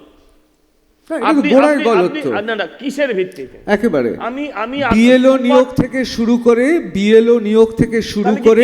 না না, আপনি বলছেন কিসের ভিত্তিতে, আমি তাই উত্তরটা দিচ্ছি। তখন লজ্জা পাবেন, সজলদা লজ্জা পাবেন। লজ্জা দিন, আমি বলছি তো, আপনি যেন লজ্জিত না হন। না না, আমি লজ্জিত হব না। বিএলও নিয়োগে আপনারা জানতেন না যারা শাসকের স্কুল শিক্ষক সংগঠন করেন তাদের অধিকাংশরা বিএলও হচ্ছে, আপনারা জানতেন না? হয়েছে। এক মিনিট বলুন। এই জায়গাটা থেকে প্রথম বেরিয়ে আসুন। শাসকের লোক হলেই তারা শাসকের রাজত্বে চাকরি করলেই তারা শাসকের লোক, এটা নয়। খবর নেই, এই জন্যই তো বিজেপির এই অবস্থা। নেই খবর নেই আপনাদের। বলতে দিন, থামাবেন। এই জন্য রেজিমেন্টেড পার্টি দরকার। আমার খারাপ অবস্থাটা আরো প্রকাশক, আপনার ভালো অবস্থাটা মানুষ দেখুক। আমার বলার বক্তব্য হচ্ছে যে শাসক শিক্ষকদের দিয়ে দেয় না, সর্বত্র যারা ওদের ওই পোস্টাল ব্যালটে হারে, আপনি বিশ্বাস করেন সেই শাসক সবাই তৃণমূলের পাচাটে? আমি বিশ্বাস করি তারা বেশিরভাগ শিক্ষক, আমি তারাই তো বিএলও, যারা বেশিরভাগ শিক্ষক, সেই শিক্ষকদের একটা বড় অংশ সমগোত্রীর ওপর কি অত্যাচার চলছে আপনি বিশ্বাস করেন সবাই সমর্থন করবে? যারা সমর্থন করেছে তারা ভয়ে করেছে, আতঙ্কে করেছে। নিশ্চয়ই 2-4টে দালাল থাকবে, কিন্তু সামগ্রিকভাবে আপনি কি বলেন? সেন্ট্রাল গভর্নমেন্টের লোক নিয়ে আসবে, অন্য রাজ্য থেকে নিয়ে এলে তো আবার গড়গড়া গলা টিপে ধরবে। তা কোত্থেকে আনবে? আপনার 88,000 বুথ, সেই পরিমাণ বিএলও দরকার, কোত্থেকে আনবে? কিন্তু একটা স্টেট গভর্নমেন্ট ফেডারেল স্ট্রাকচারে দাঁড়িয়ে যদি সমাজবিরোধীর মতন আচরণ করে, পাড়ার দাদার মতন আচরণ করে, তখন কি করবেন? এই যুক্তিটা তো আপনাকে ভাবতে হবে। মানুষ বিচার করবে আগামী দিন যে আপনি ঠিক না আমি ঠিক। মানে এখনো আশাবাদী, মানে ফার্স্ট রাউন্ডে এই অবস্থা। আমি আপনাদেরকে আবারও বলছি, সমস্ত রকম এসআইআর ছাড়া পার্থক্য ছিল 40-42 লাখে। আমি বলছি যে সমস্ত ছেলেরা আজকে বাংলা থেকে মাইগ্রেন্ট হয়ে চলে গেছে অন্য রাজ্যে, শুধু যদি তারা ফিরে এসে ভোটটা দেয় যে আমরা বাংলায় ফিরতে চাই, তাই আমি বাংলায় এসে ভোট দেব, এইটুকু যদি তারা প্রেশার নেয়, তাহলে এই সরকার থাকবে না। মানে আপনি এখনো আশাবাদী? 100% আশাবাদী না, আমি নিশ্চিত এই সরকার থাকবে না। আপনি আশাবাদী ছিলেন 77 সালে, আপনার হয়তো আপনিও ছোট ছিলেন, আমিও একদম শিশু ছিলাম, কিন্তু আপনি তখনও কেউ আশা করেনি। আমরা পরে যেটা জেনেছি যে সরকার পাল্টাতে পারে। আপনারা শেষ ব্রিগেড দেখার পর আশা করেছিলেন যে সরকার এরমভাবে হবে? তৃণমূল ব্যতীত আমরা সরকার দেখব, এটাও আশা ছিল না। তৃণমূল শূন্য সরকার দেখছে। দেখুন আজকে ন্যারেটিভটা হচ্ছে এরকম, ন্যারেটিভ বলছিল তো, ন্যারেটিভটা হচ্ছে এরকম যে আপনি বাসে, ট্রামে, ট্রেনে ঘুরুন, তৃণমূল বলে কোনো রাজনৈতিক দল আছে আপনার মনে হবে না, কিন্তু আবার পাড়ায় ঢুকুন, তখন যে তৃণমূল ছাড়া কেউ আছে এটা মনে হবে না। আপনার তার পাড়া কারণ হচ্ছে ছাড়া? স্থানীয় আতঙ্ক। আপনার পাড়াটা ছাড়া? আমার পাড়ার কথা বাদ দিন। অসংখ্য ধন্যবাদ সজলদা। গর্গ কি বলবে, অনেকক্ষণ ধরে বলছিলেন? পাশেটা নাও তো, পাশেটা নিয়ে নাও না, পাশেটা নিয়ে নাও একটু। হ্যাঁ ঠিক আছে। হ্যাঁ, একটু আগে একটা ভ্রান্ত ন্যারেটিভ তৈরি হচ্ছিল, সেটা প্রথমেই একটু ফাটিয়ে দেওয়া দরকার তথ্যমূলকভাবে। বিশ্বনাথবাবু যখন বলছিলেন যে এই যে শহরাঞ্চলে ভোটার পার্সেন্টেজে যে ফেক বেশি ধরা পড়েছে, তার ফলে হেভি ব্রেন ড্রেন হয়ে গেছে, তাই জন্য এরা সব এখানে করেনি। তো মোটামুটি আমরা কিন্তু গতকাল থেকে বাংলাবোর তরফ থেকে পুরো শহরাঞ্চল শিল্পাঞ্চলগুলো চষে নিয়েছি, পার্ট নম্বর ধরে ধরে, ঠিক আছে? এই 98% হিন্দি, উর্দু, মারোয়ারি, গুজরাটি, একদম 98%। কোনগুলো? স্থায়ীভাবে স্থানান্তরিত অথবা খুঁজে পাওয়া যায়নি, এই দুটো ক্লাসিফিকেশন। মৃত ফিত বলছি না, মৃতর মধ্যে কিছু বাঙালি আছে। এবার কথাটা হচ্ছে এরা কিন্তু কেউ স্থায়ীভাবে স্থানান্তরিত না, কেউ খুঁজে পাওয়া যায়নি কেস নয়, ঠিক আছে? সব বর্তমান, ওকে? জাস্ট স্থায়ীভাবে স্থানান্তরিত মানে অন্য রাজ্যে ভোটার কার্ডটা আছে, এখানে আর ডিক্লেয়ারটা এবার করছে না। খুঁজে পাওয়া যায়নি হচ্ছে জাস্ট চেপে গেছে, সে মালটি তোলেনি, ওকে? এইটা হচ্ছে বাস্তব। এদের গ্রামাঞ্চলে পাওয়া যায় না, অর্থাৎ এতগুলো মানুষ অন্য রাজ্য থেকে এসে এখানে যে এমপ্লয়মেন্ট সিক করছে, এবং শুধু এমপ্লয়মেন্ট সিক করছিল না, পশ্চিমবঙ্গের বাম আমলে, তৃণমূল আমলে এবং সামনে আর যে আমলে আসবে প্ল্যান করছিল যে সেখানে সরকারি সুযোগ সুবিধাগুলো নেবে, এখানে দুরাজ্যে ভোট দেবে এবং রাজনৈতিক দলগুলোর একদম একদম কি বলবো, মানে সেবাদাস হয়ে থাকবে। বাংলার ভালো হলো। একটা জিনিস বলা হচ্ছে যে এই কি SIR কারা করেছে, কি করেছে, যারাই করে থাকুক, ঠিক আছে? এবার ভাটপাড়ায় তারা মোহাম্মদ শামসের আনসারির নামটাকেও খুঁজে পায়নি, আবার বিবেক কুমার জয়সওয়ালকেও খুঁজে পায়নি। একটা ত্রাসের কারণ আছে। এখন তুমি যদি মনে করো যে ভাটপাড়ার হিন্দি ইউপি আর্য বিদ্যালয়ের যে প্রায় 300-400 লোককে খুঁজে পাওয়া যায়নি, এর কারণ হচ্ছে ব্রেন ড্রেন পশ্চিমবঙ্গ থেকে, এই জয়সওয়াল আর আনসারিগুলোকে খুঁজে পাওয়া যায়নি বলে, তাহলে আমার কিছু বলার নেই। অবশ্যই আমি শুধু একটা কথাই বলতে পারি গোটা আলোচনার শেষে। ঋতুদা, আমাকে প্রথম থেকে তুমি একটা পোক করছিলে বা কোয়েশ্চেন করছিলে যে এতে কি আসলে তৃণমূলের লাভ হলো। দেখো, আমি তোমাকে রাজনীতির ভাষায় বলতে পারি এতে অনেকটা আমাদের লাভ হলো। তুমি বলতে পারো তোমরা শূন্য, তোমাদের কিভাবে লাভ হতে পারে। আজকের দিনে আমরা যখন নির্বাচন লড়তে নামি, নির্বাচন লড়াটা বামপন্থীদের কাছে যত না কঠিন, নির্বাচন কোন ইস্যুর ওপর হচ্ছে সেই ন্যারেটিভটা ঠিক করা আমাদের কাছে আরও অনেক কঠিন। কারণ আমাদের রাজনীতির মূল যে কথা, তা রুটি, রোজগার, মানুষের চাকরি, নারীদের নিরাপত্তা, কৃষকের ফসলের দাম, শ্রমিকের মজুরি, ডিএ ইত্যাদি ইত্যাদি ইত্যাদি। তৃণমূল, বিজেপি যে কোনো কিছু একটা পেলে সে একদম প্যাটিস থেকে শুরু করে SIR যা হবে এটা হিন্দু মুসলিমের মধ্যে ঢুকিয়ে দাও, এবং ডিভিশনের পলিটিক্স। এই যে ডিভিশনের পলিটিক্স পশ্চিমবাংলায় SIR এর নাম করে চলছিল, সেই ন্যারেটিভ আজকে মুখ থুবড়ে পড়ল। এই মুখ থুবড়ে পড়বার ফলে নির্বাচনের যে ইস্যু, সেই ইস্যু যে সেট হয়, তাতে আমরা কিছুটা অবশ্যই বেনিফিট পাবো, আমরা আশাবাদী। সজলদা কিছু বলবে? না, আমার আর কিছু বলার নেই। মমতাদি নিজেই বলেছেন আমি যা ধরি তাই শেষ করে ছাড়ি। তাই আমি শুধু বাংলার মানুষের কাছে অনুরোধ করব, বাংলাটাকে শেষ হতে বাঁচান। আর একবার ধরলে কিন্তু সব শেষ হয়ে যাবে, এটাই বলতে পারি। আমরা একেবারে শেষ পর্বে, শেষ লগ্নে চলে এসেছি। SIR সফল নয় অনেকেই বলছেন। অনেকে বলেন PV= NRT, অর্থাৎ আদর্শ গ্যাসের যে সমীকরণ রয়েছে সেই সংজ্ঞা, কোনো গ্যাসই সেই সংজ্ঞাতে পড়ে না। এটাই তো স্বাভাবিক। যা আমরা ভাববো পারফেক্ট বলে, ইমপিওর বলে, একেবারে খাঁটি বলে কিছু হয় না, শোনাও হয় না। কিন্তু মুশকিলটা হচ্ছে পশ্চিমবঙ্গের মতো একটি রাজ্যে, যেখানে আমরা রাজনৈতিকভাবে সচেতন আবার রাজনৈতিকভাবে কলুষিত, সেই জায়গায় দাঁড়িয়ে আমরা SIR করতে পারলাম না। আবার এটাও ঠিক কথা, অনেক BLO তারা প্রাণপণ নিরপেক্ষ হয়েও কাজ করার চেষ্টা করেছে। প্রথম রাউন্ডে অনেকে বলছেন আসলে বিরোধীরা কোনো ডিভিডেন্ড পেলেন না। আবার এটাও ঠিক কথা যে যেখানে বিরোধীরা এখনো রাস্তায় নেমে সেই বিরোধিতা করতে পারেননি, তাতেও যা পেলেন তা কম কি। অন্যদিকে এসআইআর আমাদের আরও বৃহত্তর ক্ষেত্রে নিশ্চয়ই কপালে ভাঁজ ফেলবে। তার কারণ যদি এইবারও এসআইআরে ঢুকে থাকে অনুপ্রবেশকারীরা, তাহলে সেটা আমাদের দেশের পক্ষে, ভবিষ্যতের পক্ষে এবং গণতন্ত্রের পক্ষে মারাত্মক ক্ষতি। প্রথম রাউন্ডে এসআইআর হলো, কিন্তু এখনই সব কিছু অন্ধকার হয়ে যায়নি। আপনার যদি তালিকায় নাম বাদ পড়ে, আপনি যেমন লড়াই করতে পারবেন, আপনি তথ্য নিয়ে আপনি নিজেকে যাচাই করে আবার ভোটার হতে পারবেন, তেমন মনে রাখবেন আপনি যদি সজাগ হন, আপনার প্রতিবেশী হিসেবে কেউ যদি ভুয়ো ভোটার লিস্টে অর্থাৎ ভোটার লিস্টে ভুয়ো ভোটার হিসেবে থাকেন, আপনি তাকেও কিন্তু চ্যালেঞ্জ করতে পারবেন। সেই রাস্তা খোলা আছে। আমরা তর্ক বিতর্ক করি, আমরা রাজনৈতিক দলকে আমরা দাঁড় করাই, কাজ করাই, কিন্তু আমরা নাগরিক হিসেবে কতটা দায়িত্ব পালন করি এটাও প্রশ্নের মুখে।